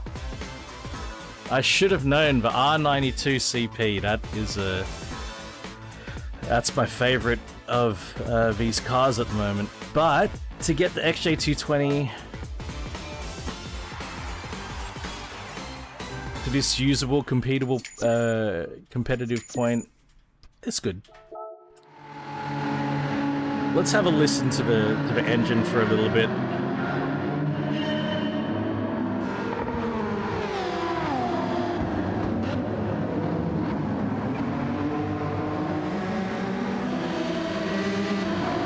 We do need to change the paint color so that I know that I'm reminded that I've done a race mod to this car.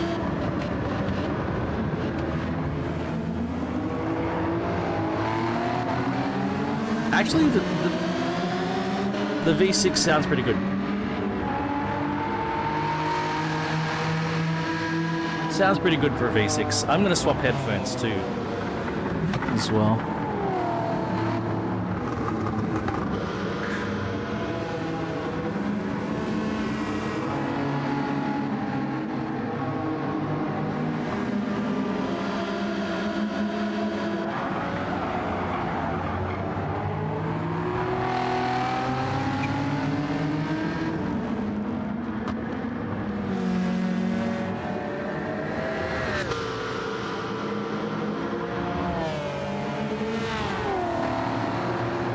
It's got a great sound to it, actually.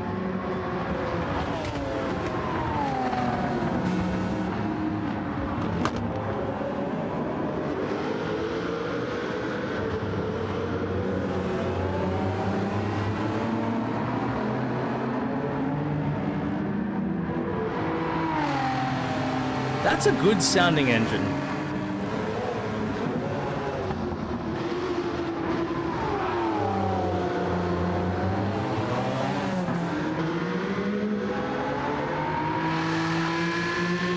I like it. The XJ220 is rarely a car that I turn to when I want to hear a nice sounding engine, but I'm impressed. So all of my cars that get the non-easily reversible mods, I change the paint color of so that I know. And typically go with this one of the color shifts.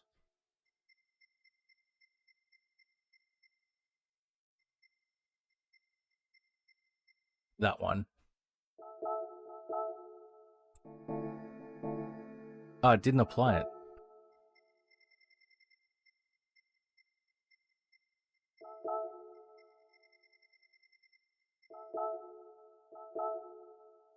Okay, so I own it. How do... Oh, fuck, I've got to get... That's so unintuitive.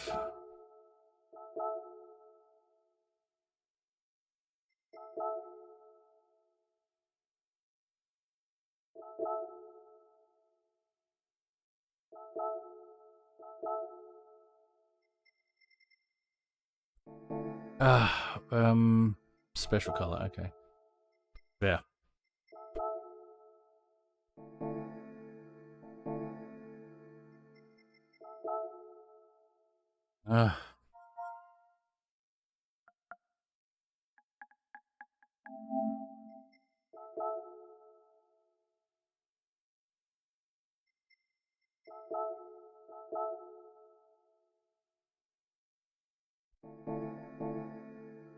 So all of my race cars have this same color. Well, all of my modified cars that have the irreversible mods. Alright.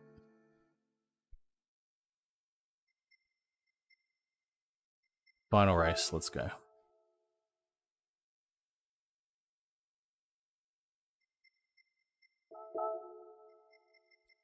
And GRB race car, 12 laps.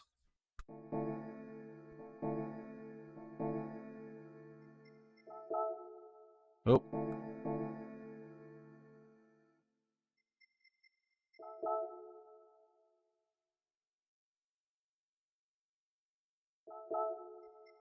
We need to sort by category. All right.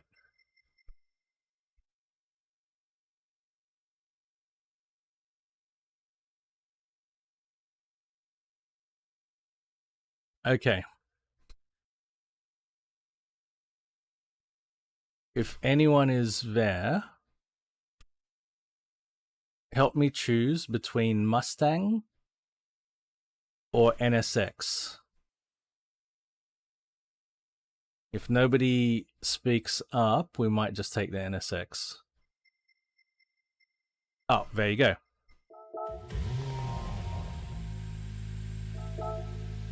Thank you, Raven. And I think this is ready to go right out the box. We're just going to drive it stock. We spent money already. Or maybe we need to tune it. We'll find out.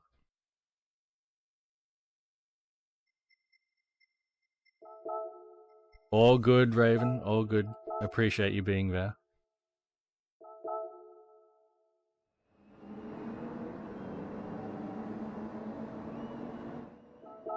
Okay, now we can have ABS for this one. I'm fine. I'm not going to have traction control. We're going to go for it.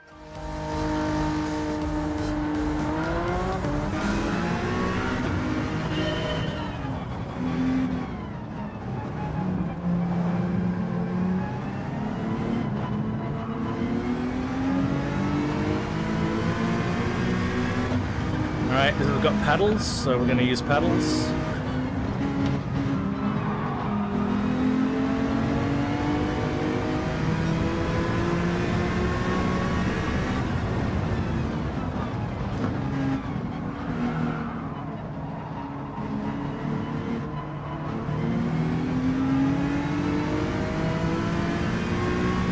Interesting, we're once again in a twin-turbo V6. Which for me is not the most musical of engine configurations, but sounds alright. Sounds alright.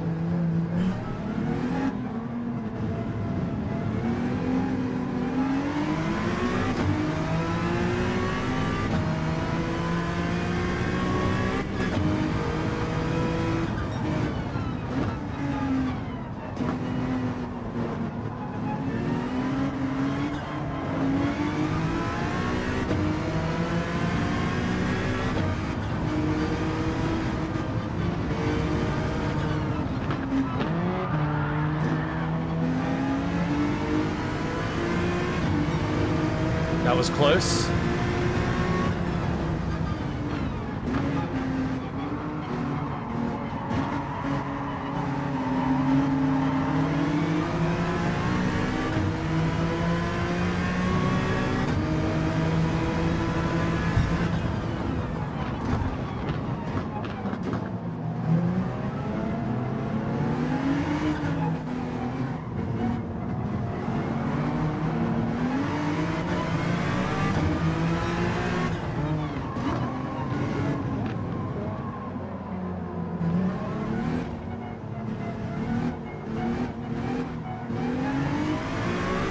Man, that Genesis really got in my way.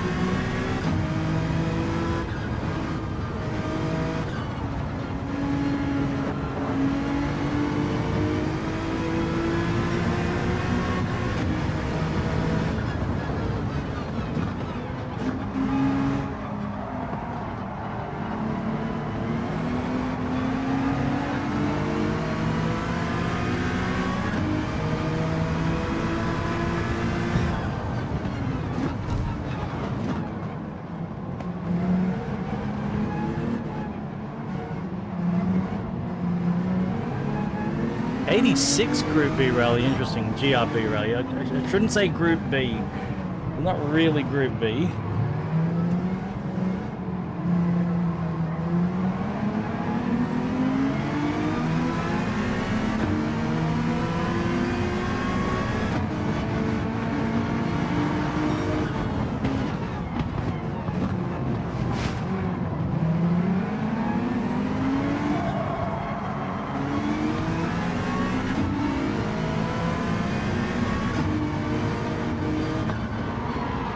Fuck.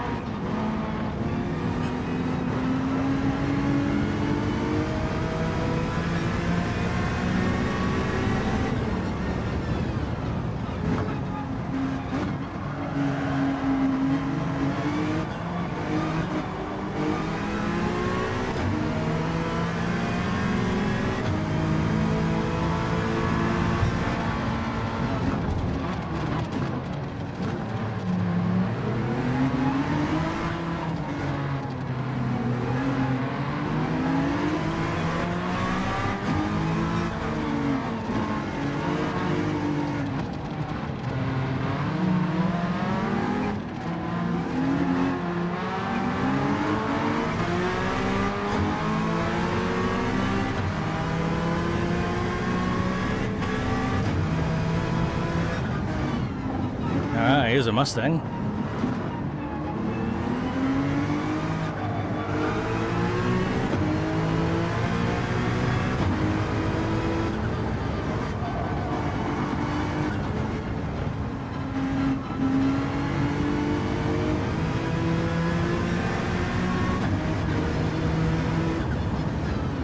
P1, P2, right in front of me there.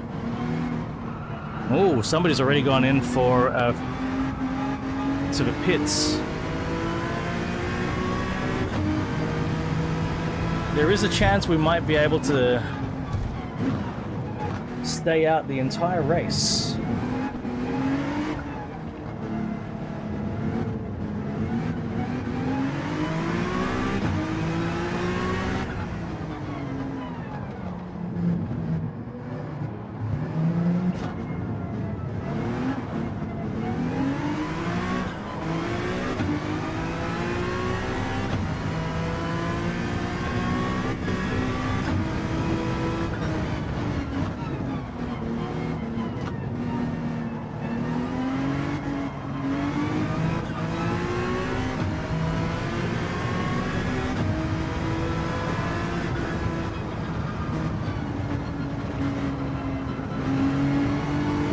Oh, one of them's already gone in for fuel? Wow. It's just me and another NSX Group B.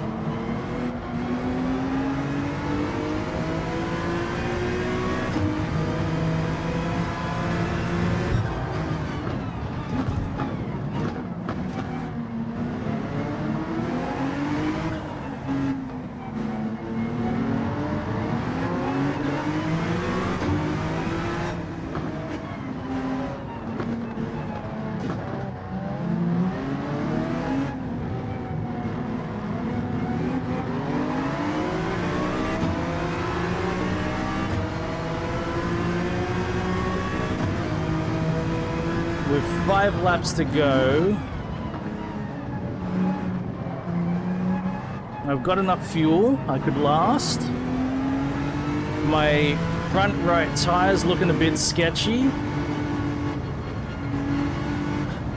but I could maybe back off a little bit to maintain my lead.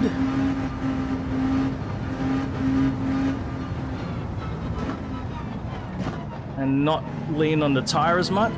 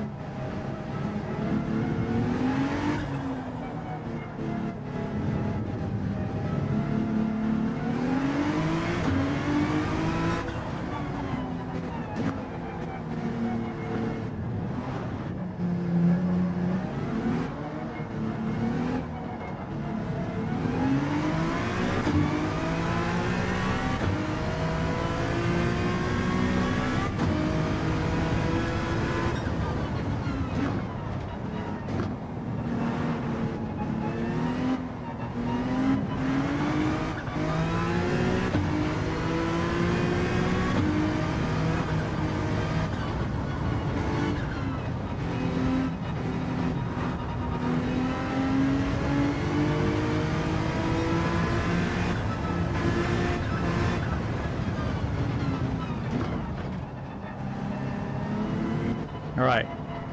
Second place is getting fuel. I have a 12-second lead. Plenty of fuel.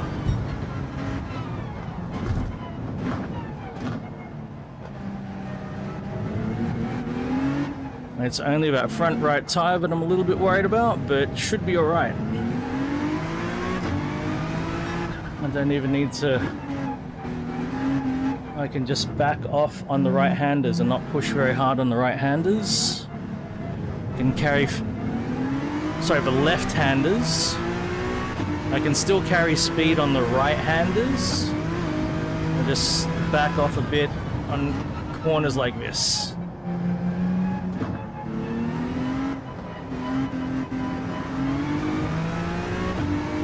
But on a sweeping right-hander like this, I can still keep the foot down a bit and just back off a bit on these right-handers, left-handers.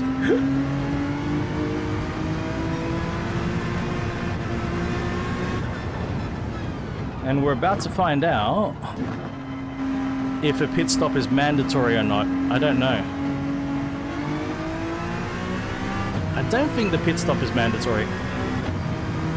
Oh wow, second and third place have gone in for more fuel. What?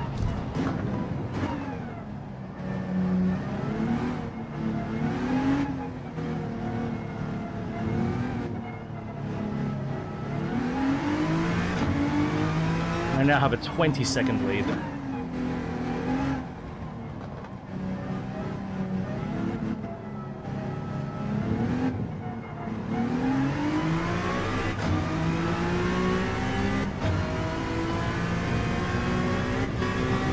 Plenty of fuel.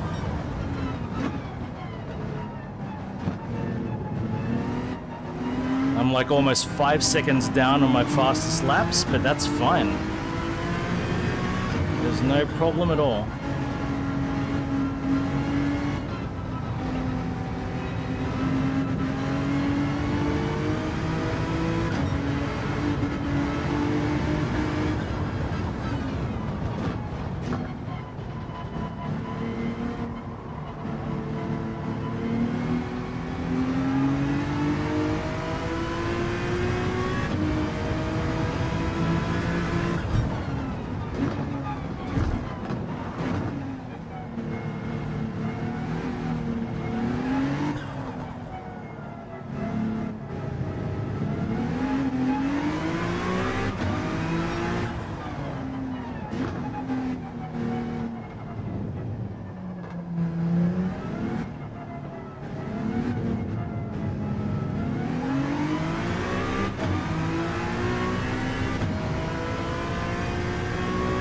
Final lap coming up.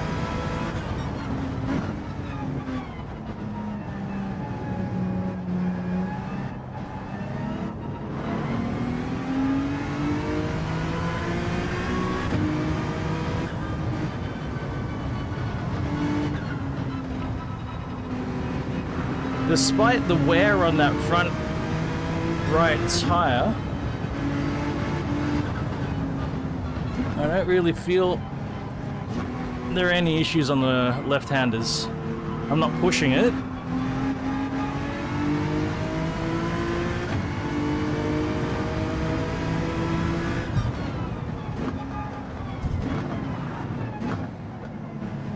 It feels fine.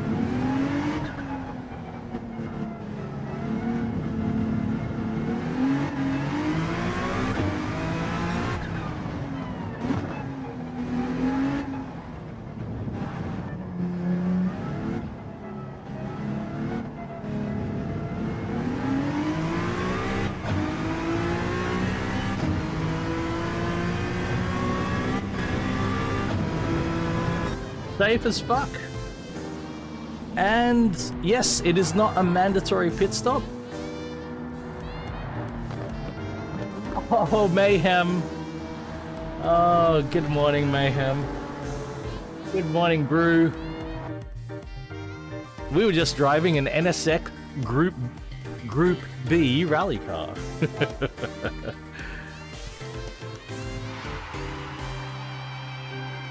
Clean race bonus on the one that counts. Yes. Happy about that. Alright, loot box time. You know, Mayhem, I woke up above, before 4 today. It was like 3:30 or so, 3:40.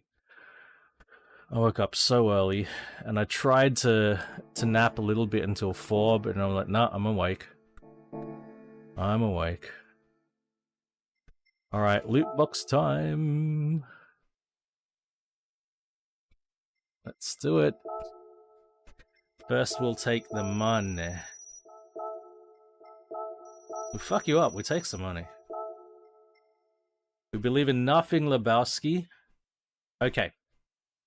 Spin the wheel, make me rich, make me very, very rich. We're getting 5,000.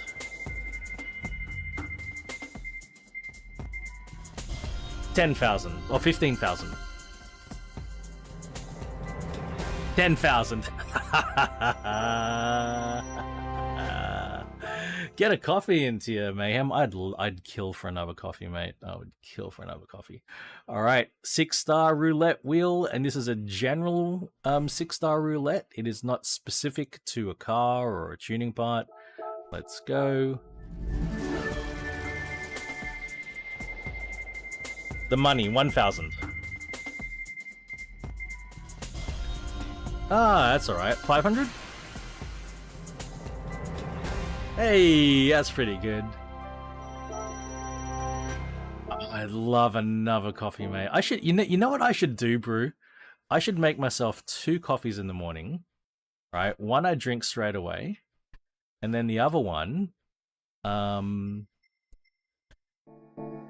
just keep there, maybe in the microwave and just reheat it, or I only like put a little bit of water in and just put some hot water on top to warm it up. Maybe that's what I should do in the mornings. So I got my 2 coffees. Alright, we've got this time trial to do here. And then we're switching over to Forza. Ah, fuck, what's going on?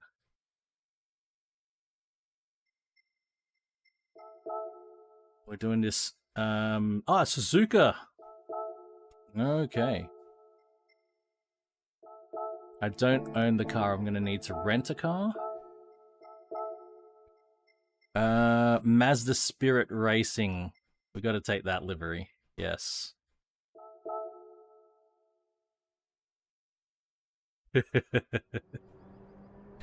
Alright, we need to get under... What is it? 1 minute? Oh! No. 1 minute and 6.778.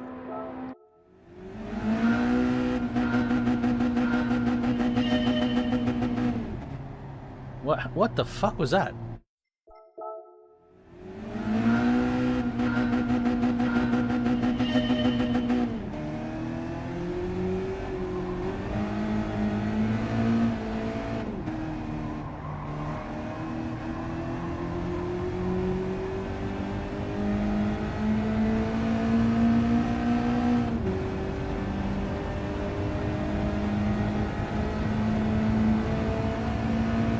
What a contrast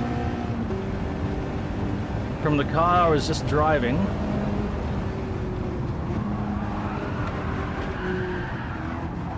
Okay, it's on comfort. It's not on race tires. Fuck. Got to get on the brakes nice and early.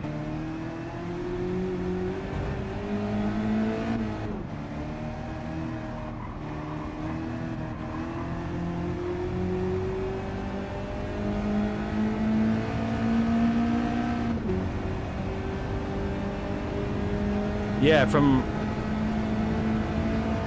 especially from the XJ220, which had very little rotation on the brakes, this thing suddenly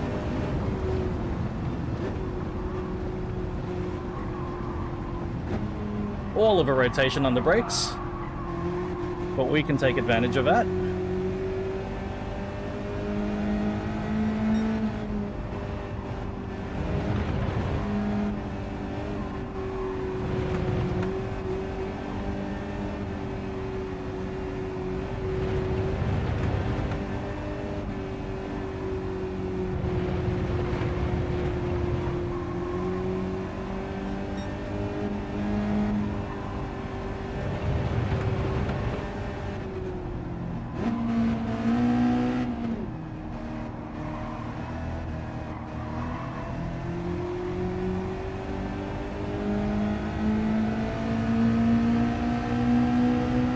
safe as fuck. Good thing it's Suzuka. I've over the years I've done a lot of kilometers on in Suzuka. That should get me a bronze, which I'm happy with. Happy with a bronze. Very safe. Very safe bronze. Alright, it is time. We need to make the switch to Forza, because Forza is where we're very, very, very far behind. Oh, just turn it off. Just turn it. I don't want to do. I don't want to do. Just turn it off. Don't do the update.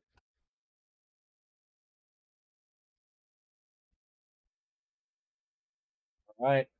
We need to do the changeover procedure now.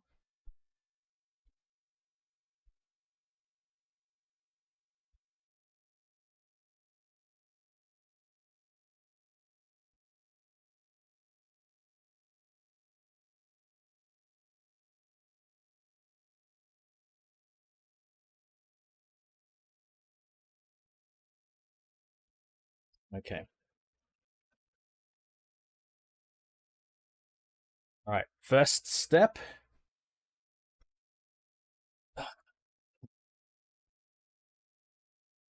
So the filters. Oh no. Filters. We need to apply the crop. Oop. Oop. We go to the Forza Motorsport. Play.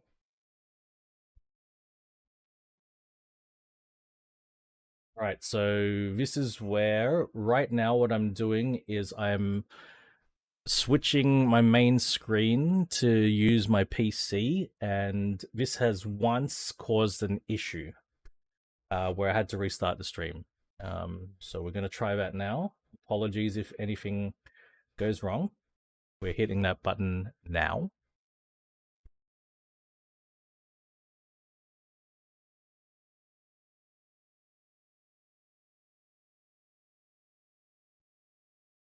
So last time my microphone stopped working. If anyone is listening, please let me know if you can still hear the microphone.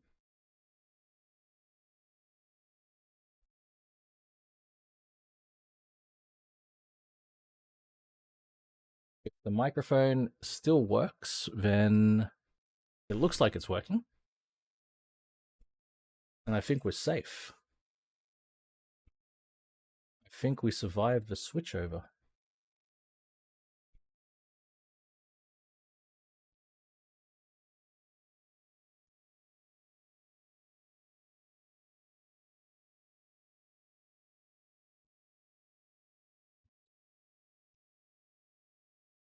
Now I just got to rearrange all the windows.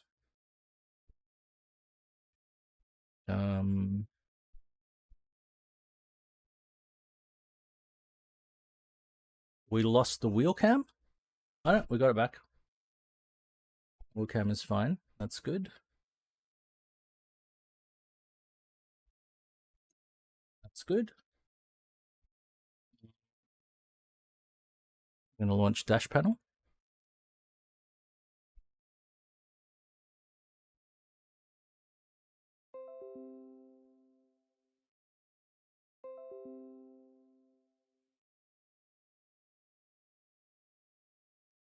Going to set up the motion platform.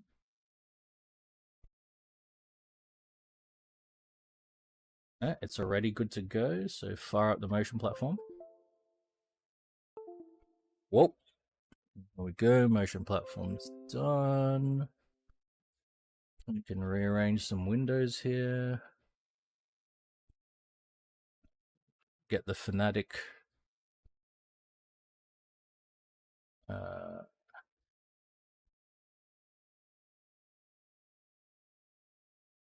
we need to open the Xbox app.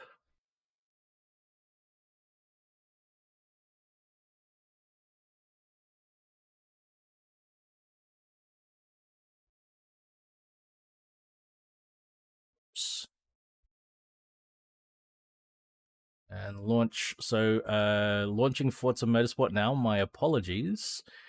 The launch sequence is typically loud. Sorry if it's too loud. Trying to turn it down, but I'm not sure if it's effective.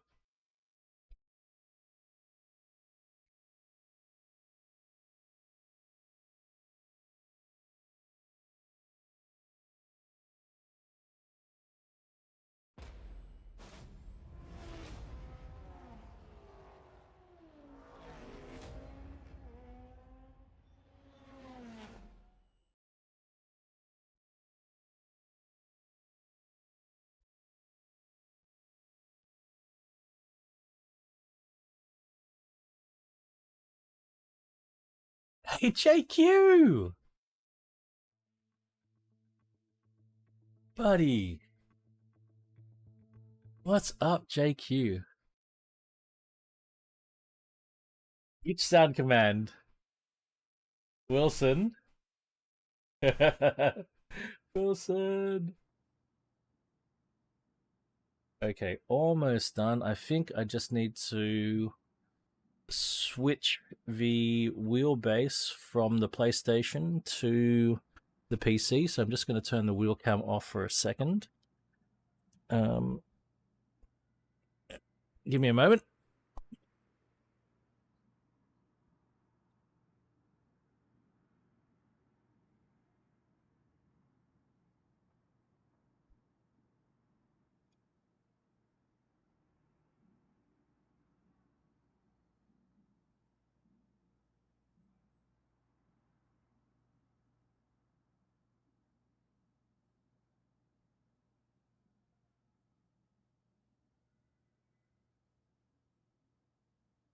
I can't wait for breakfast. I've only had one coffee. I could use another coffee. I can't wait for my next coffee. Yeah, I'm stoked, man. I'm happy that I had my oh, we're continuing with the 911 from last night. Well, my evening, and it's Spa. All right. Go race.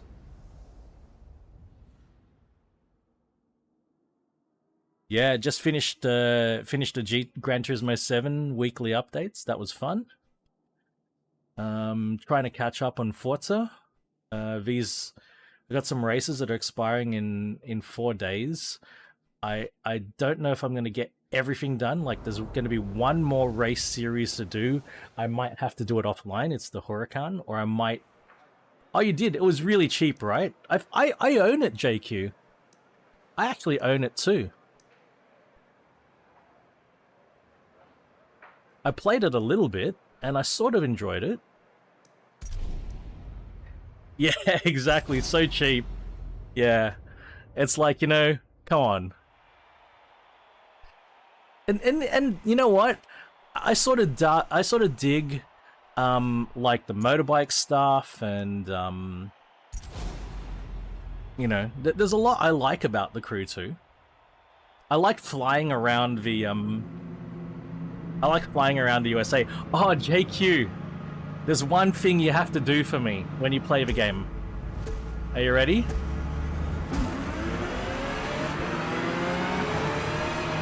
That's really loud, isn't it?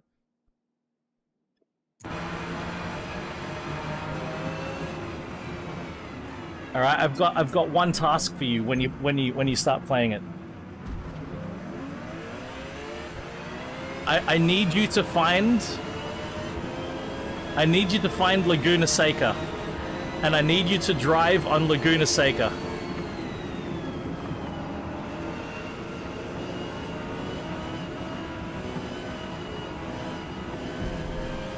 I won't say any more than that. That's your task. And once you've done that, come find me and tell me about your experience.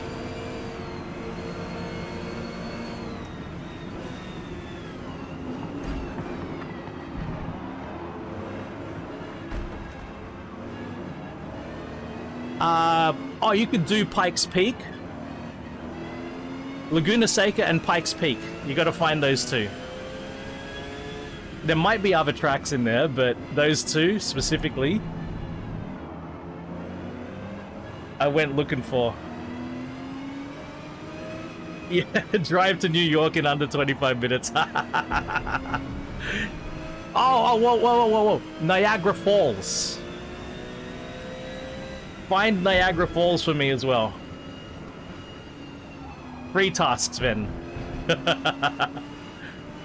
Laguna Seca, Pikes Peak, Niagara Falls. You gotta just free roam. Free roam map, okay? It's fun. I enjoy it. I enjoy it. No matter what, I have fun.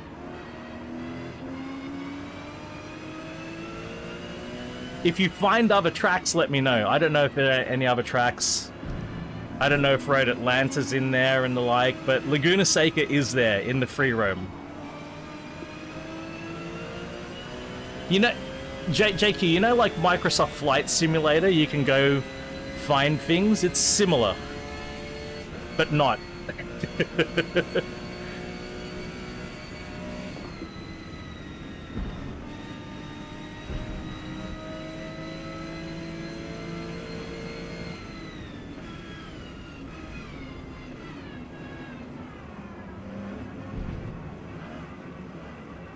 That's right, West Coast and Laguna Seca is between... Hey, RJ, yes! Yes, the GT3R, and I'm loving this car, RJ. Happy Saturday to you, man.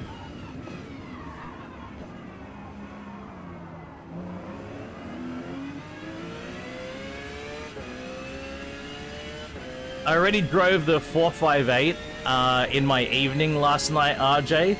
I didn't have the best of times with it. I think towards the end it got better, but the first race was really rough.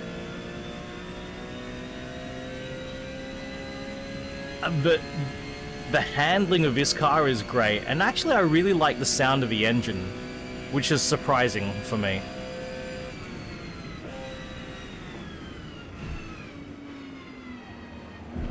Like, I've never hated the engine, it's just that I've never been in love with the sound of it.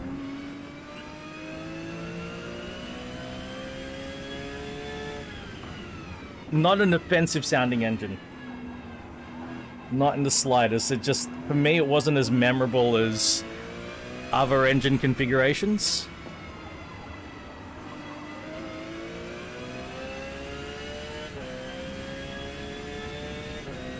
But the handling is unfucking believable.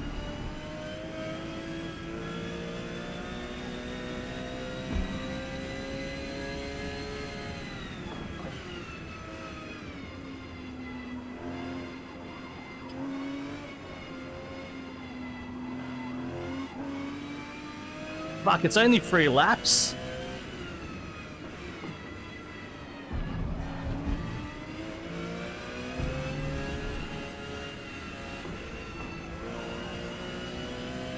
I might not be able to. This might be... Fuck.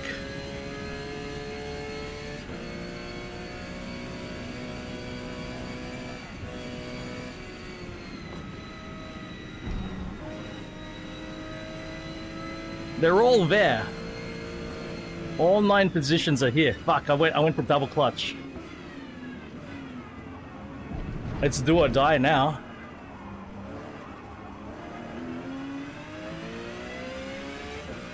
Nice. I think in that company, RJ, it'd be the same for me. But the reason I might choose the Huracan is just because of the engine. That's all. Yeah, JQ, Laguna Seca is just north of Los Angeles.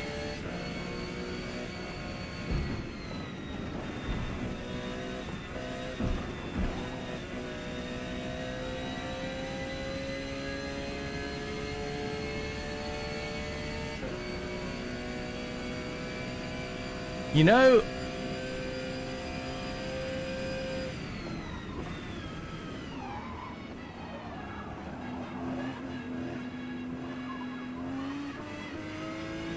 I've got no idea, man. I was able to find it easy enough when I went looking for it.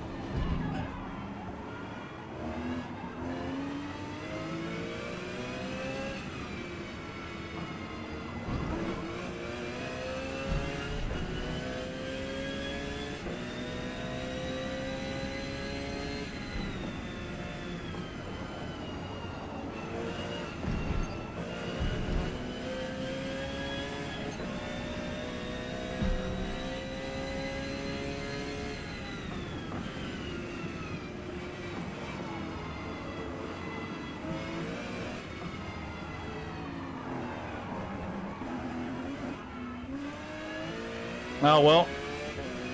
9th place.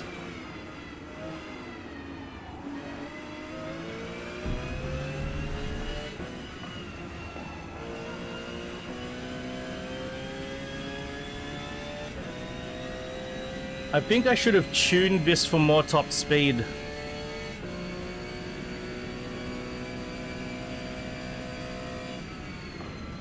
Just like I did at Daytona.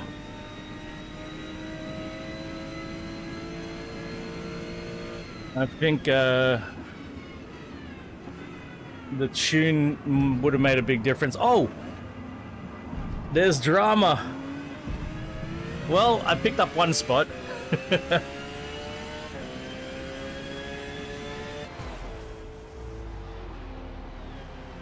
Well, 4 spots all up.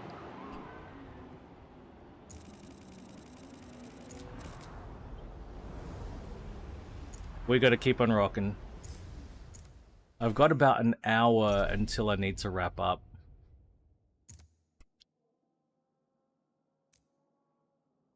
Oh, mate, it's still amazing. It's still a pricey car, man. If you can afford to buy a 911, either you know, you're doing something right with your money. One of my friend's friends, who's become my friend, has a 992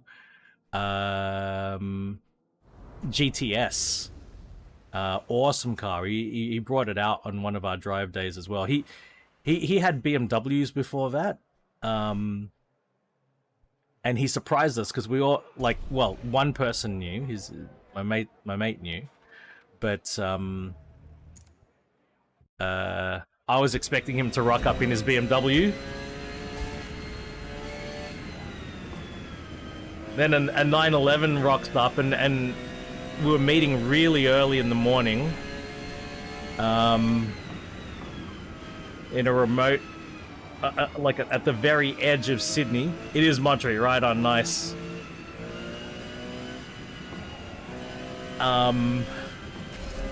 Like a quiet sort of, quiet town where most of the residents are like farmers and shit. And then, you know, I see this 911 GTS rock up, and I look at it, I see it go in, you know, pull into the car park. I look over at my mate, I'm like, is that him?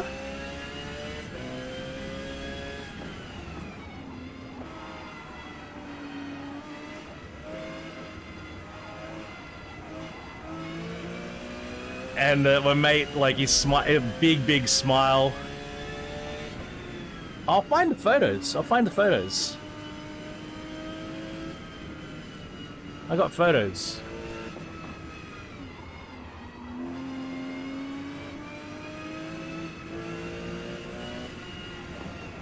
Ah, cheers, mate. Oh, fuck.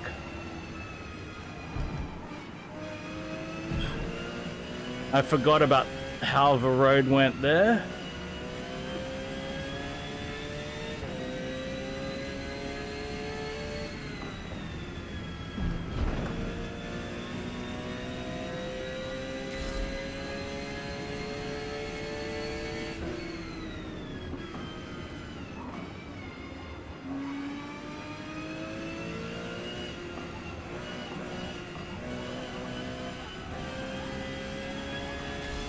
Whoa, bit of debris on the road there.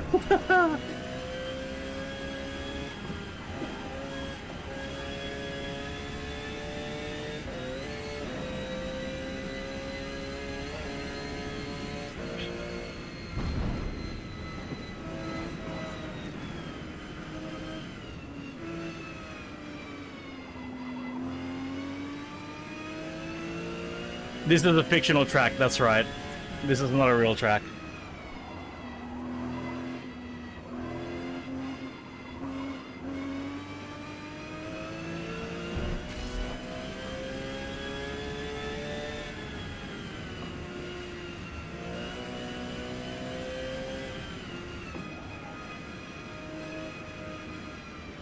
I love it though, there's so much elevation change.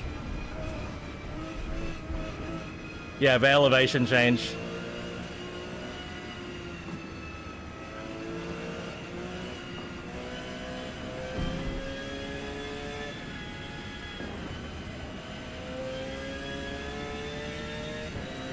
Well, elevation change is fun.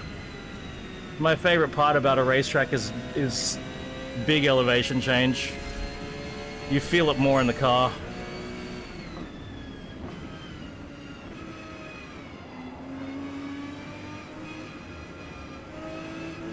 Real life tracks with you know, constant elevation changes are my favorite too. As I love Laguna Seca, Nordschleife, Portimao. All these tracks with these big rolling bits. Exactly. Oi! What the fuck, mate?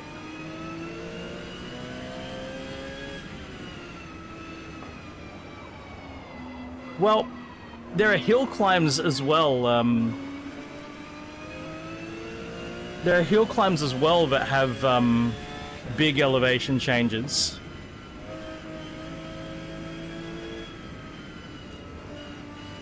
They just don't make circuits out of them. And for me, flat racetracks are boring.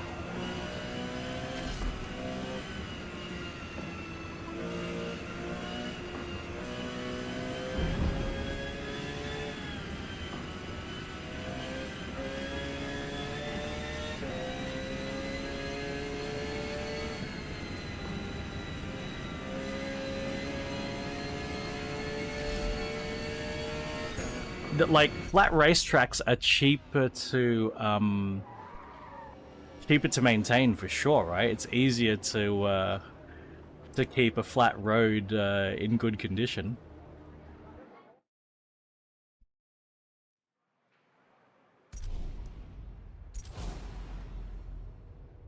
It's a shame what's happened with a Pikes Peak license. Like, Polyphony, Gran Turismo have it.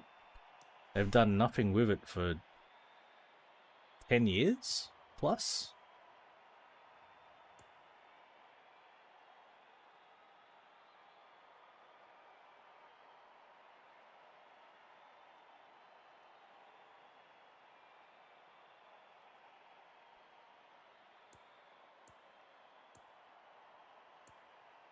Cyrus is in here.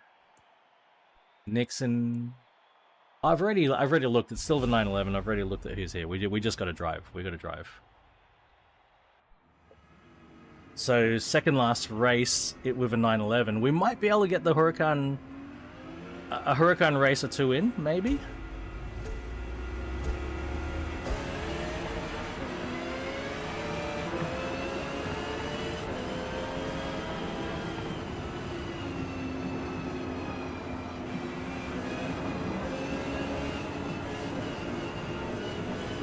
Ream was in a Ford GT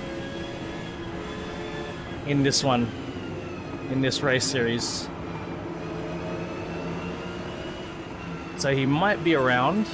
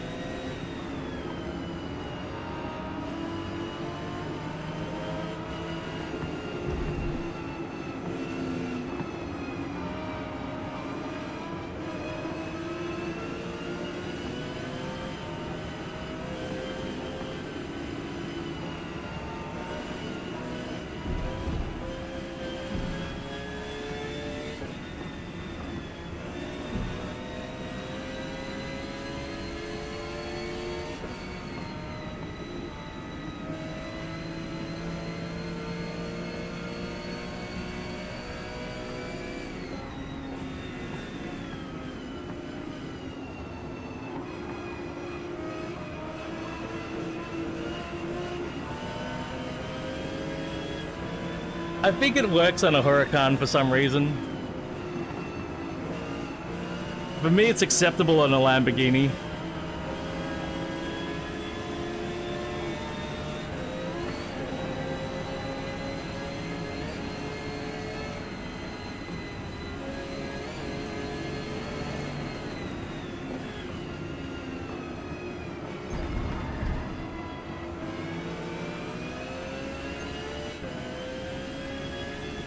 It could be because, you know, there are all those crazy Japanese, well, specifically Tokyo Lamborghinis with crazy wraps and crazy lighting.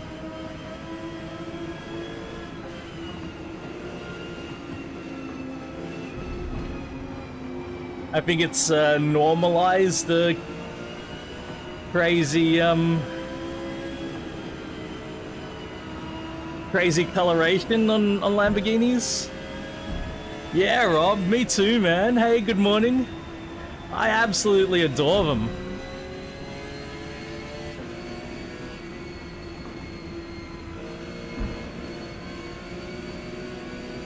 It works on them. It really does.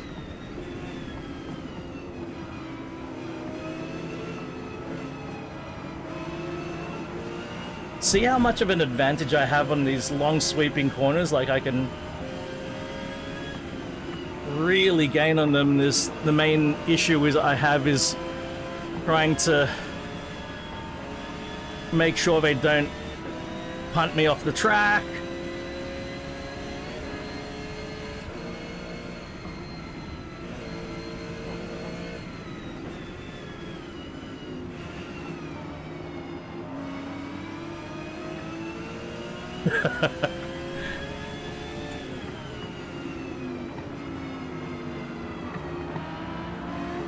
There's some amazing, just amazing looking ones, the way they've integrated the lights.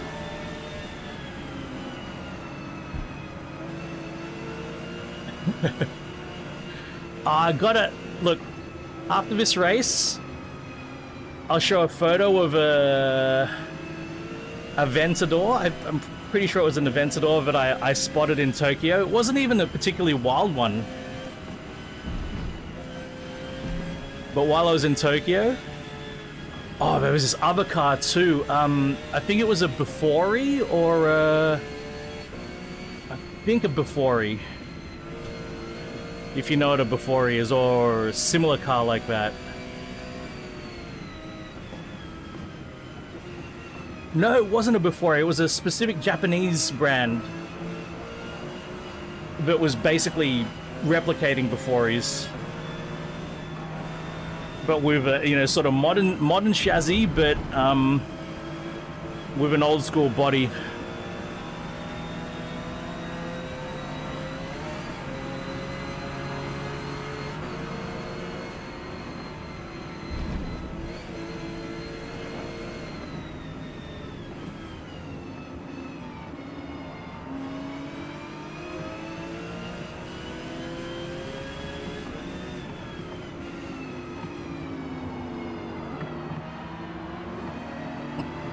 Yes, that's exactly it. What's the name of the... you looked up Bafori, or did you look up the Japanese one?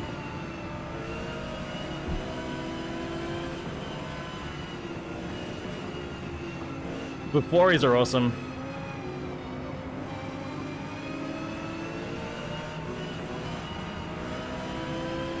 But the Japanese one was even more 1930s style, but yeah.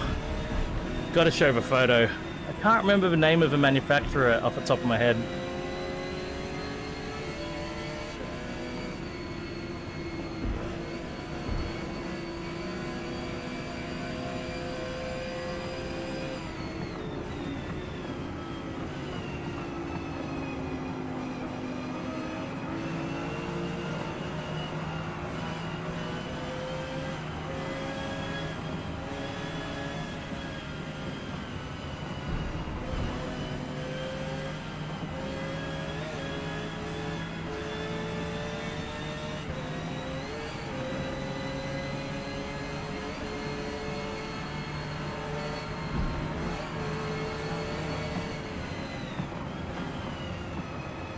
Yeah, wouldn't be the easiest thing to search for.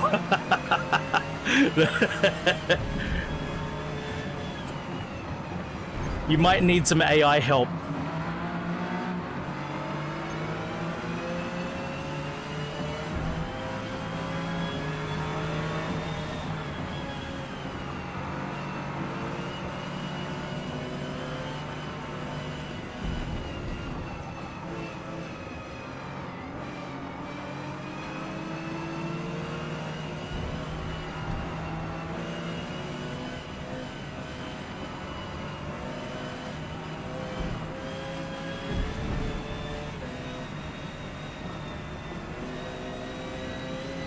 Not gonna get first.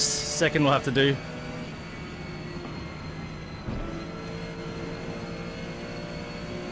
Still happy with that drive. Oh, photo time. Could be. Let me check that out.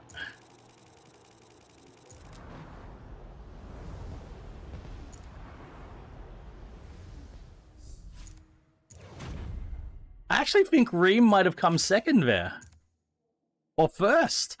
Nordschleife to finish. That's pretty good. All right. All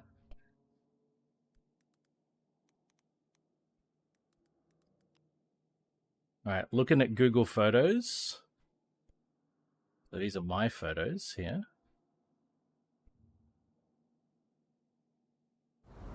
And I'm going to search for Tokyo. And I'm going to get lots and lots of photos from Tokyo. Because I do have a lot of photos from Tokyo. I should have searched for Tokyo 2012, I think. Not... Oh, here we go. So... very blurry, crappy phone. I don't love it, but, you know, sort of cool. I reckon this is a fairly tame one, actually. I reckon this is a fairly tame Aventador. Oh wait, this is 2013. 2013. My room. Look, my snowboard bag takes up the most part of my room. Oh shit. Anyway, no.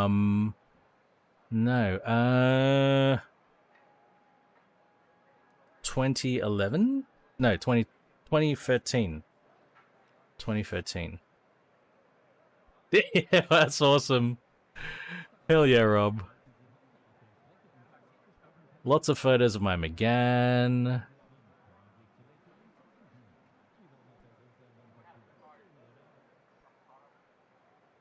Oh, where are my photos?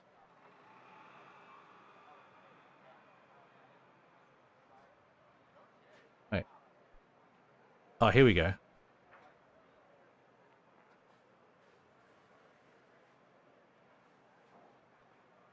Here we go. I don't have a photo of it.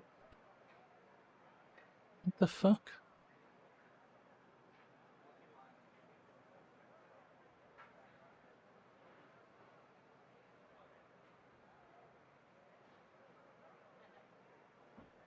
Don't tell me I have to go Facebook.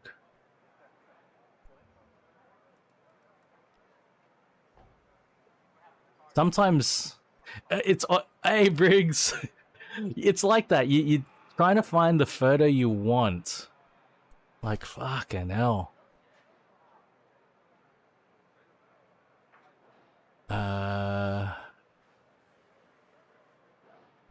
When you've got so many... Oh, here we go. Here we go! Oh, this will dox my name if I share this screen. Dox my real name. Here we go. Look at this thing, man. Look at that. This was just parked randomly on the side of a road in Shibuya, man. But it's a modern car underneath. Is it a Sylvia underneath? Wait, Japanese Bufori clone?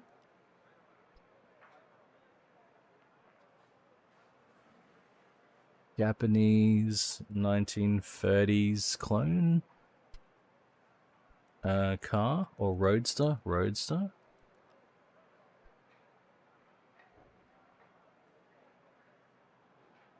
Ah, I think this is them. I think it's an MX-5 underneath.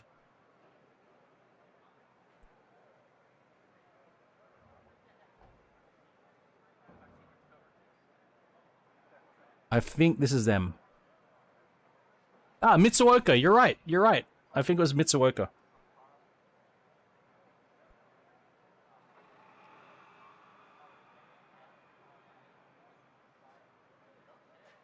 Yeah.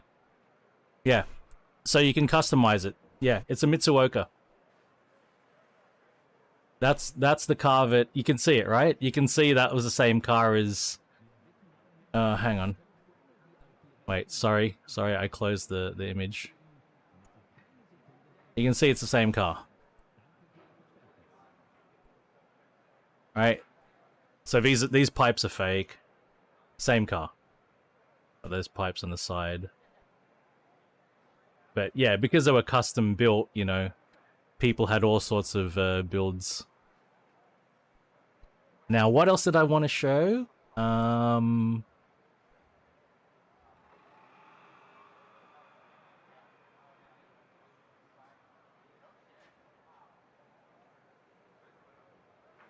Wait, non-doxy? Okay, so this, yeah. This is my car. Casually, you know, herding a bunch of other Renault Sports and a Lotus for good measure. Gotta keep making sure I'm not doxing. It's fuck. And then that GTS.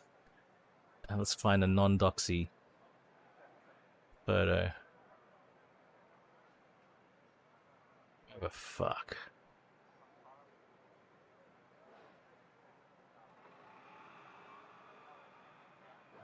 Wasn't it this year? Oh, here we go.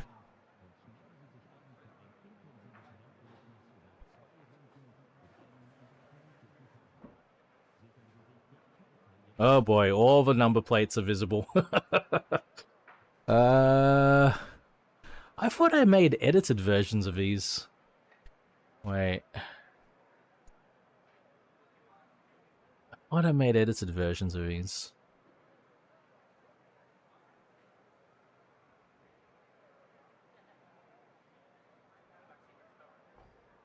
Oh, give me a sec. I definitely have edited versions. Let me just find them.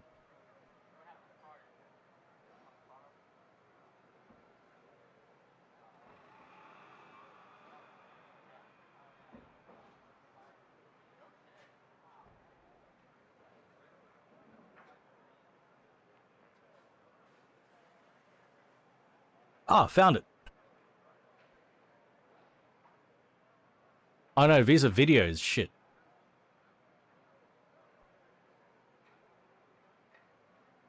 Fucking found videos, not... I found the videos of a day, not the photos. Fuck.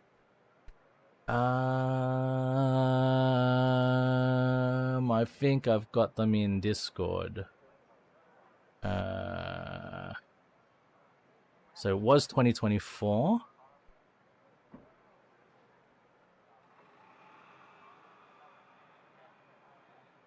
Would have been like February 2024, so that should make it easier for me to find. Oh, it should be under here, actually.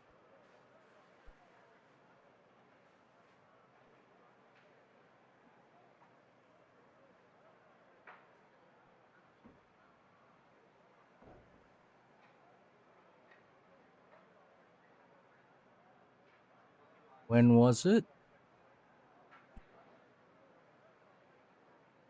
January 2024. Okay, almost there. Oh, found them. Found them. Here we go. They're all here. So this is my car, and so my mate just got a BMW M2 Comp, and so this was his first running, but he kept secret the that his other mate got a 992 GTS, and our other mate actually he just got a BRZ. There you go. So I was the first to arrive. Yeah, I got it in the same color to match my mate's car. So I was the first to arrive, and we're at a McDonald's car park, and then my mate arrives in his M2, and then this 911 rocks up, and he reverse parks next to the M2, and I look at my other mate, I'm like, hey, hang on a second. That's that can't be a coincidence, right?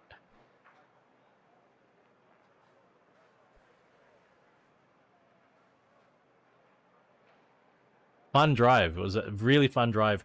We had mega fog that day. But yeah, super fun drive. All right, Nordschleifer, let's go.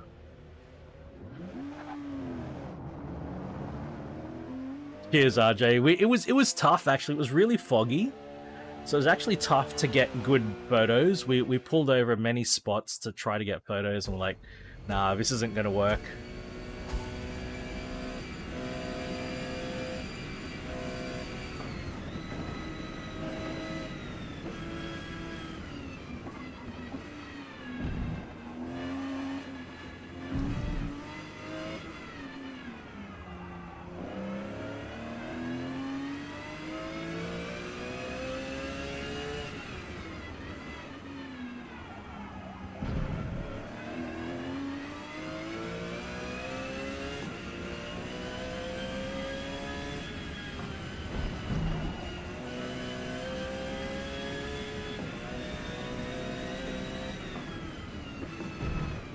Oh, big bump.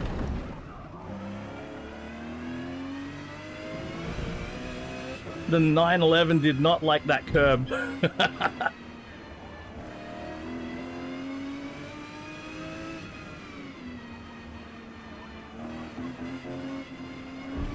Oh, I just... Fuck, yeah, 715. I might need to play a Viero for the straights. We'll have to see how it does on the straights.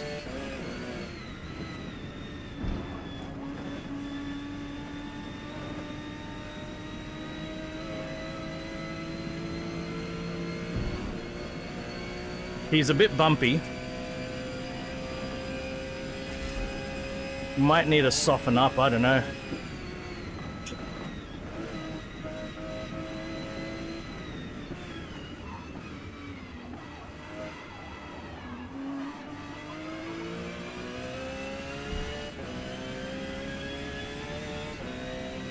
Why am I not using paddles?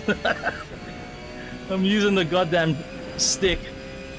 I mean, I love working my stick, don't get me wrong.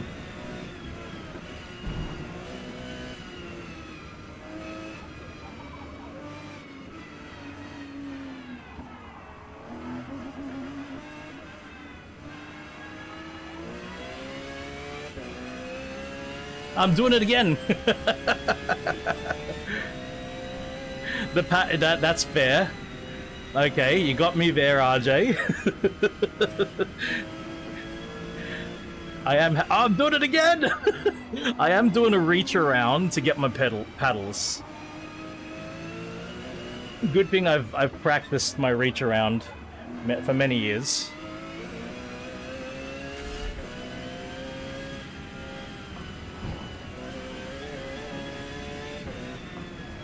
Whoa, that's a lot of rotation. That was a little bit aggressive. That was a bit aggressive.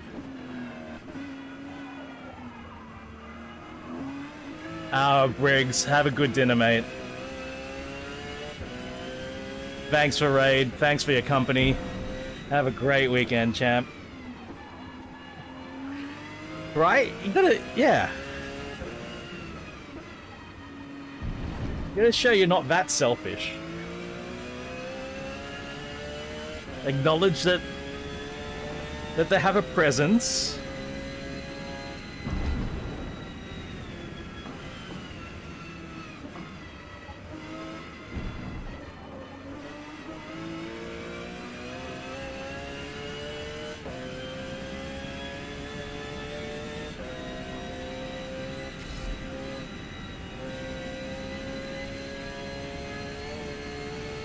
Yeah, champ.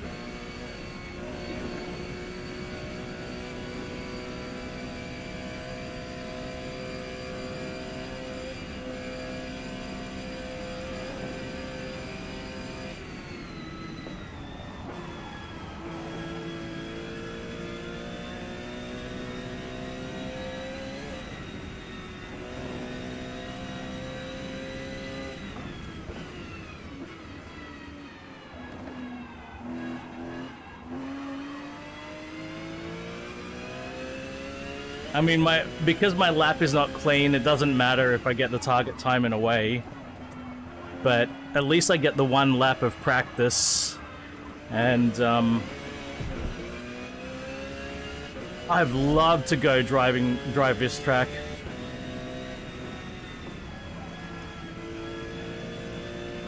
Absolute dream of mine.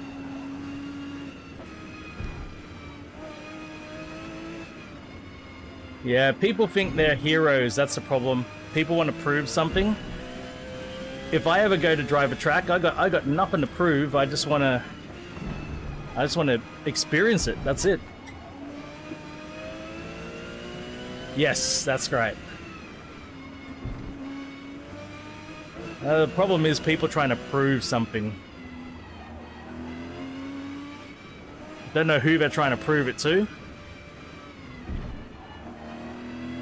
But what they end up proving is they don't quite have the skills that they thought they did. Close to Spa, right on.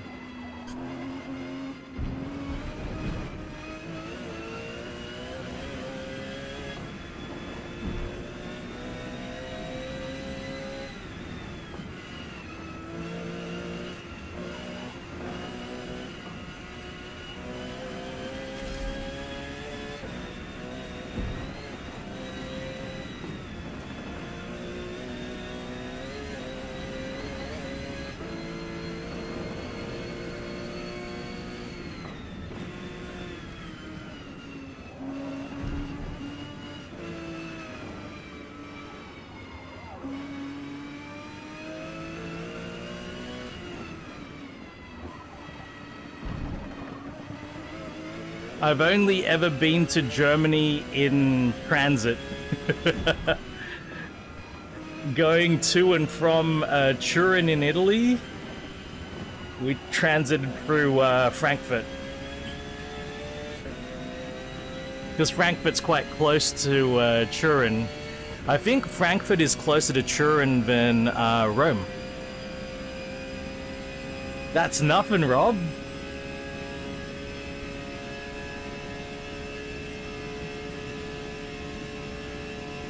Isn't Bathurst further? Bathurst is definitely further away. Isn't Goulburn further away than that?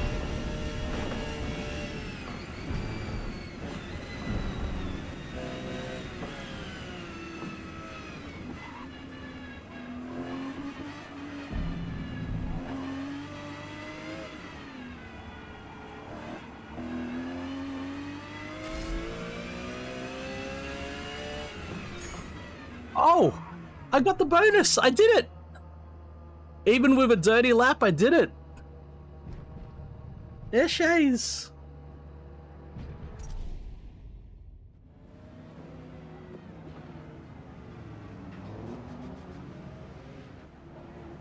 I had a dirty, dirty lap. Yes. Yeah, Rob. Some lads got a ilche, brah.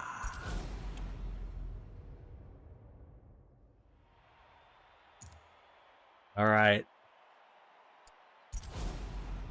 I think this has to be the final race. I don't think I have time to do another race after this, so I don't know what I'm going to do for that final Huracan, if I'm going to...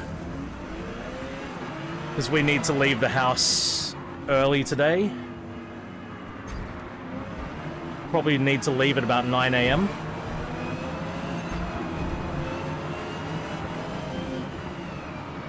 And it is now... Whoa! It's now just after 8, and we need to leave here at 9, so... Probably perfect timing, actually. I don't know what time I'm coming home. I'm getting home from the chores we're doing today. But maybe when I get home, I can quickly knock out the Huracan event.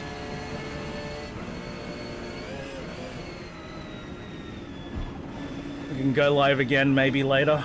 Maybe. Well, I got 4 days to get it done. I'd like to get it done today so my week is clear, but yeah, I don't know. Yeah, I was worried that I'd have to adjust the downforce, but no. I think it's fine on the straights.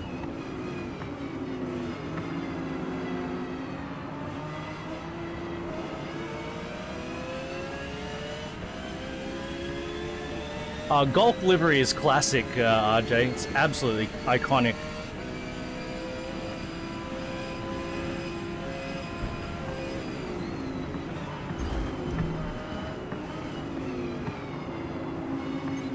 Man, warning. Okay, that's good. I'd like to get around this attention-seeking Huracan.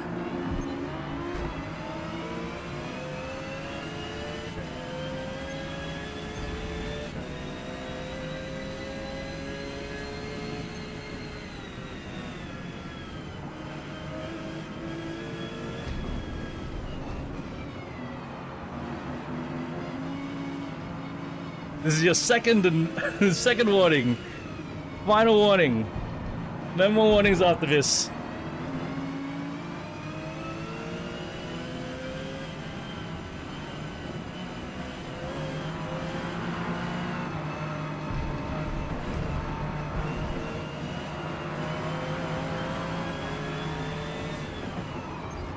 Oh, god damn it. No, come on, fuck.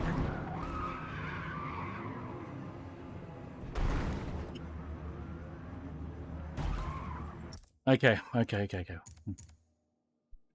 We have time. In a way, that was my fault because I aggressively pushed. And I don't need to, really. Like, I was just being fucking aggressive. Okay. That was my fault in many ways, so...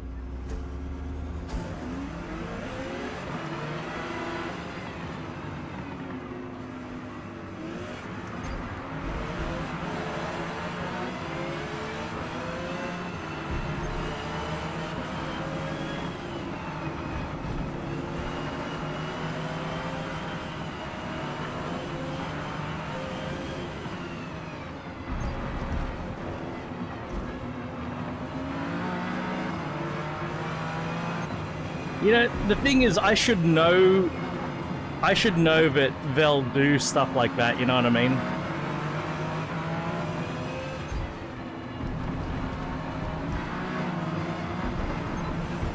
Wait, there's a Miata in ACC? Oh, AC. Not ACC.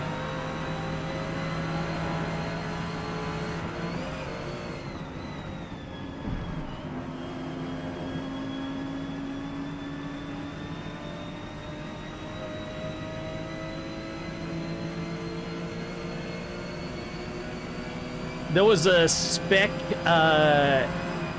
ND time trial in Gran Turismo 7 earlier today, Rob, at Suzuka. Absolutely nailed it. It was, you know, the car drove great. I know Suzuka. Wonderful.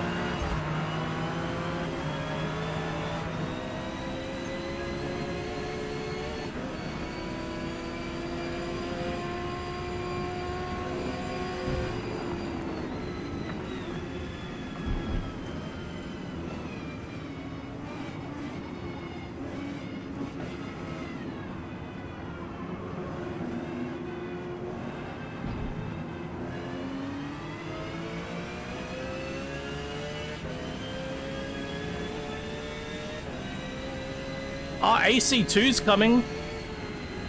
RJ, Assetto Corsa Evo is coming, and that's Assetto Corsa 2. So you're gonna get your chance. Don't worry about that.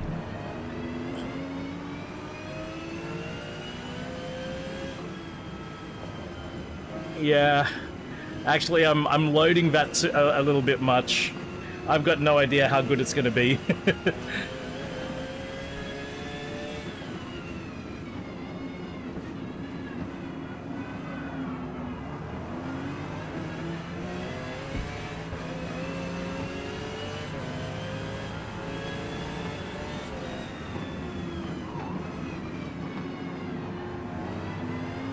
I shouldn't hype it up until... I know nothing about it, so I shouldn't hype it up. It's exciting, but it's happening. Finally.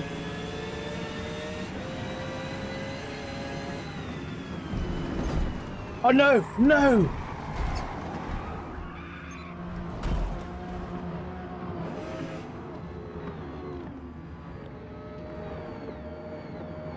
Fuck. Is there any chance for me?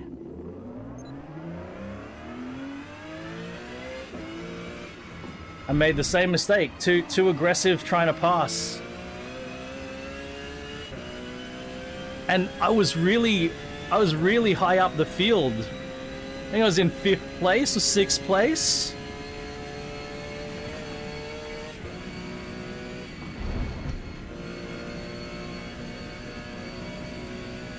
Oh, no, definitely no time for the Lambo race. You know what?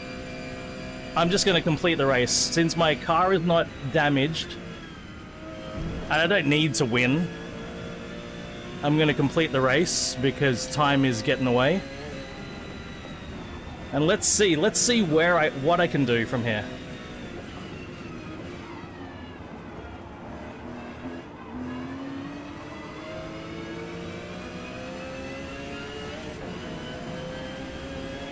But what really sucked was not being able to get going again because...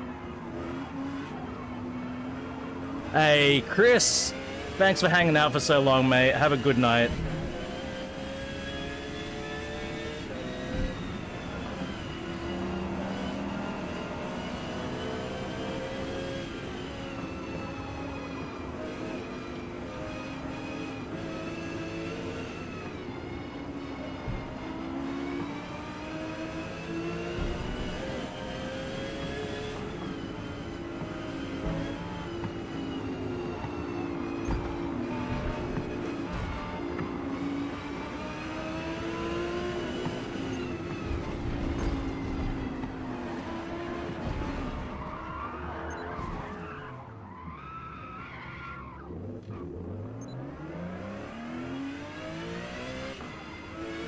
They just have no...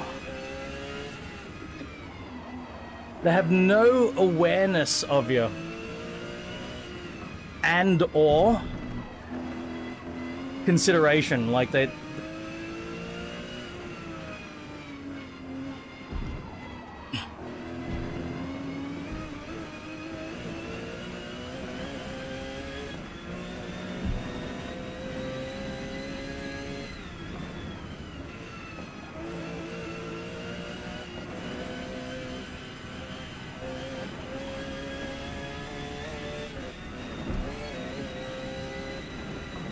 Exactly.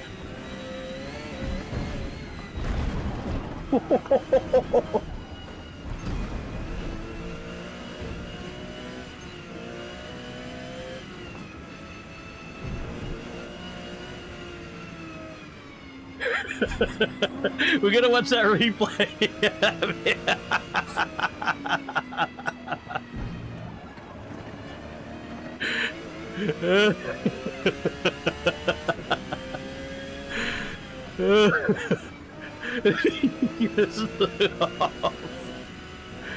Oh my god.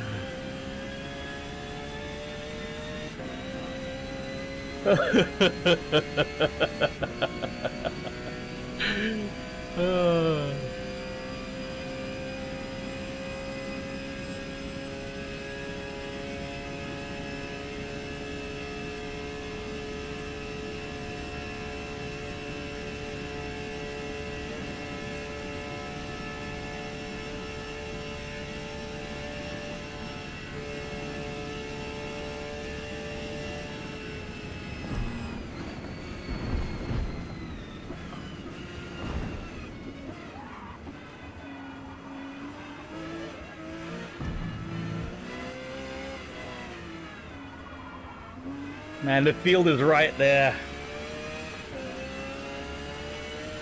God damn it.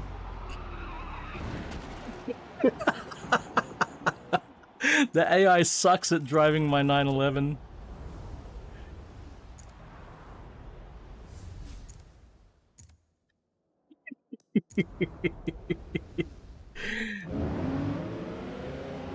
Alright. We're just gonna skip towards that last bit.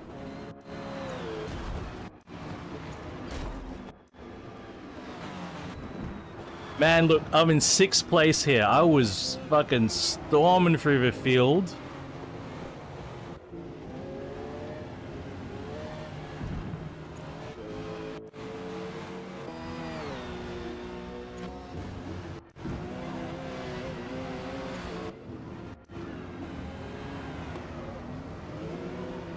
I just got too aggressive.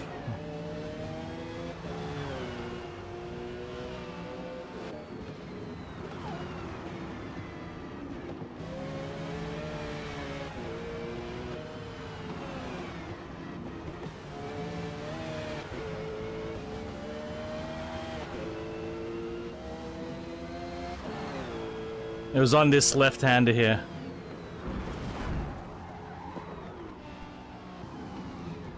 Like, no...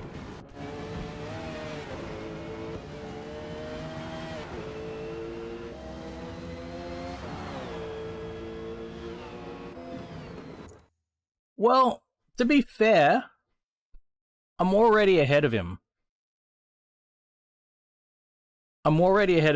He should have given me a bit of room, but I should know better. I should know the driver tars will not let you do this kind of pass. I should know that. Right? Exactly. I know.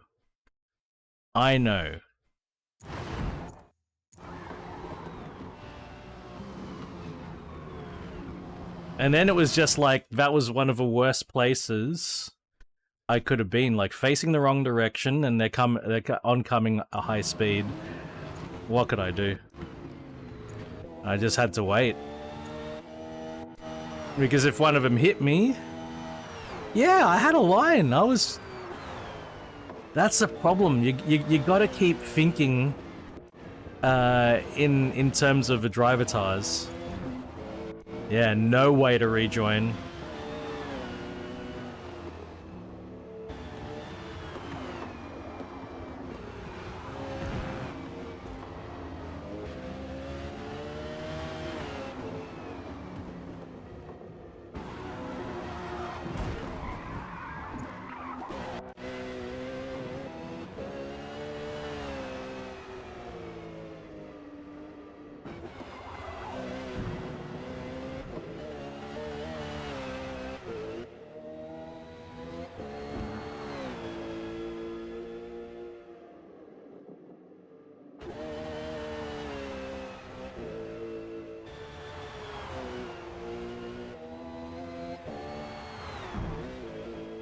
So where is it?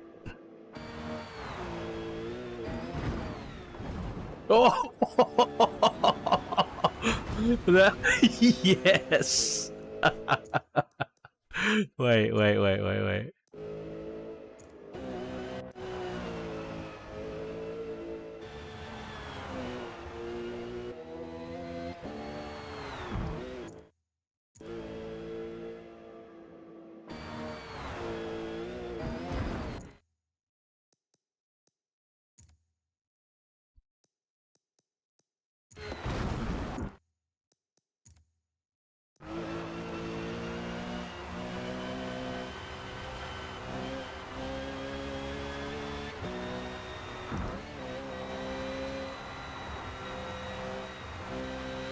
Did I skip? Oh, I see what happened.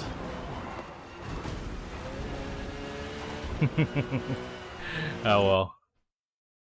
All right, it's 8:20 a.m., folks. So let's see.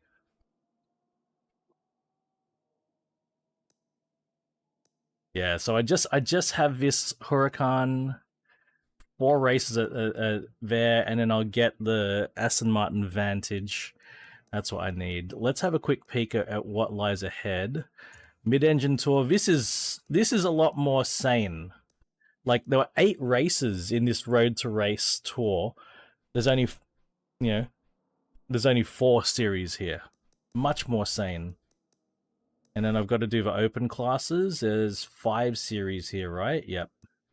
And then the Evo Huracan Spider. Huracan Spider, and that's like a McLaren of some kind. They all sort of he also Artura. That's the new V6 McLaren Artura. I definitely want to win that one. All right, but some of these aren't even. I can't even race these. I can only race these 2. This one starts in 4 days. This one starts in 11 days, so I can't even race it. So probably when I get back from being out today, I'll try to jump on, do the Huracan race at least, and get started on these open class tours as well. But I will need to call it there. Yeah, always. I enjoy the company of you guys while I'm doing this. It's it makes the experience so much better for me to be able to share. Oh, you know what? I don't have a lot of money. I'm going to buy this. This is too special. And we were driving an XJ220 earlier today. And it's going to be green. Real quick. God damn, it's going to be a lot like the one we had earlier. Have a good one, folks. I'm going to end the stream. Until next time. Oh, yes, and just a reminder as well that the Barrel Rollers Race Club will be happening today over on the Discord. Do check that out if you've got AMS2 and you'd like to have a little bit of a race, a casual fun race. That's happening today. But otherwise, yeah, maybe back later tonight, back on Twitch next week with WRC. But have a great weekend, everyone. Bye for now.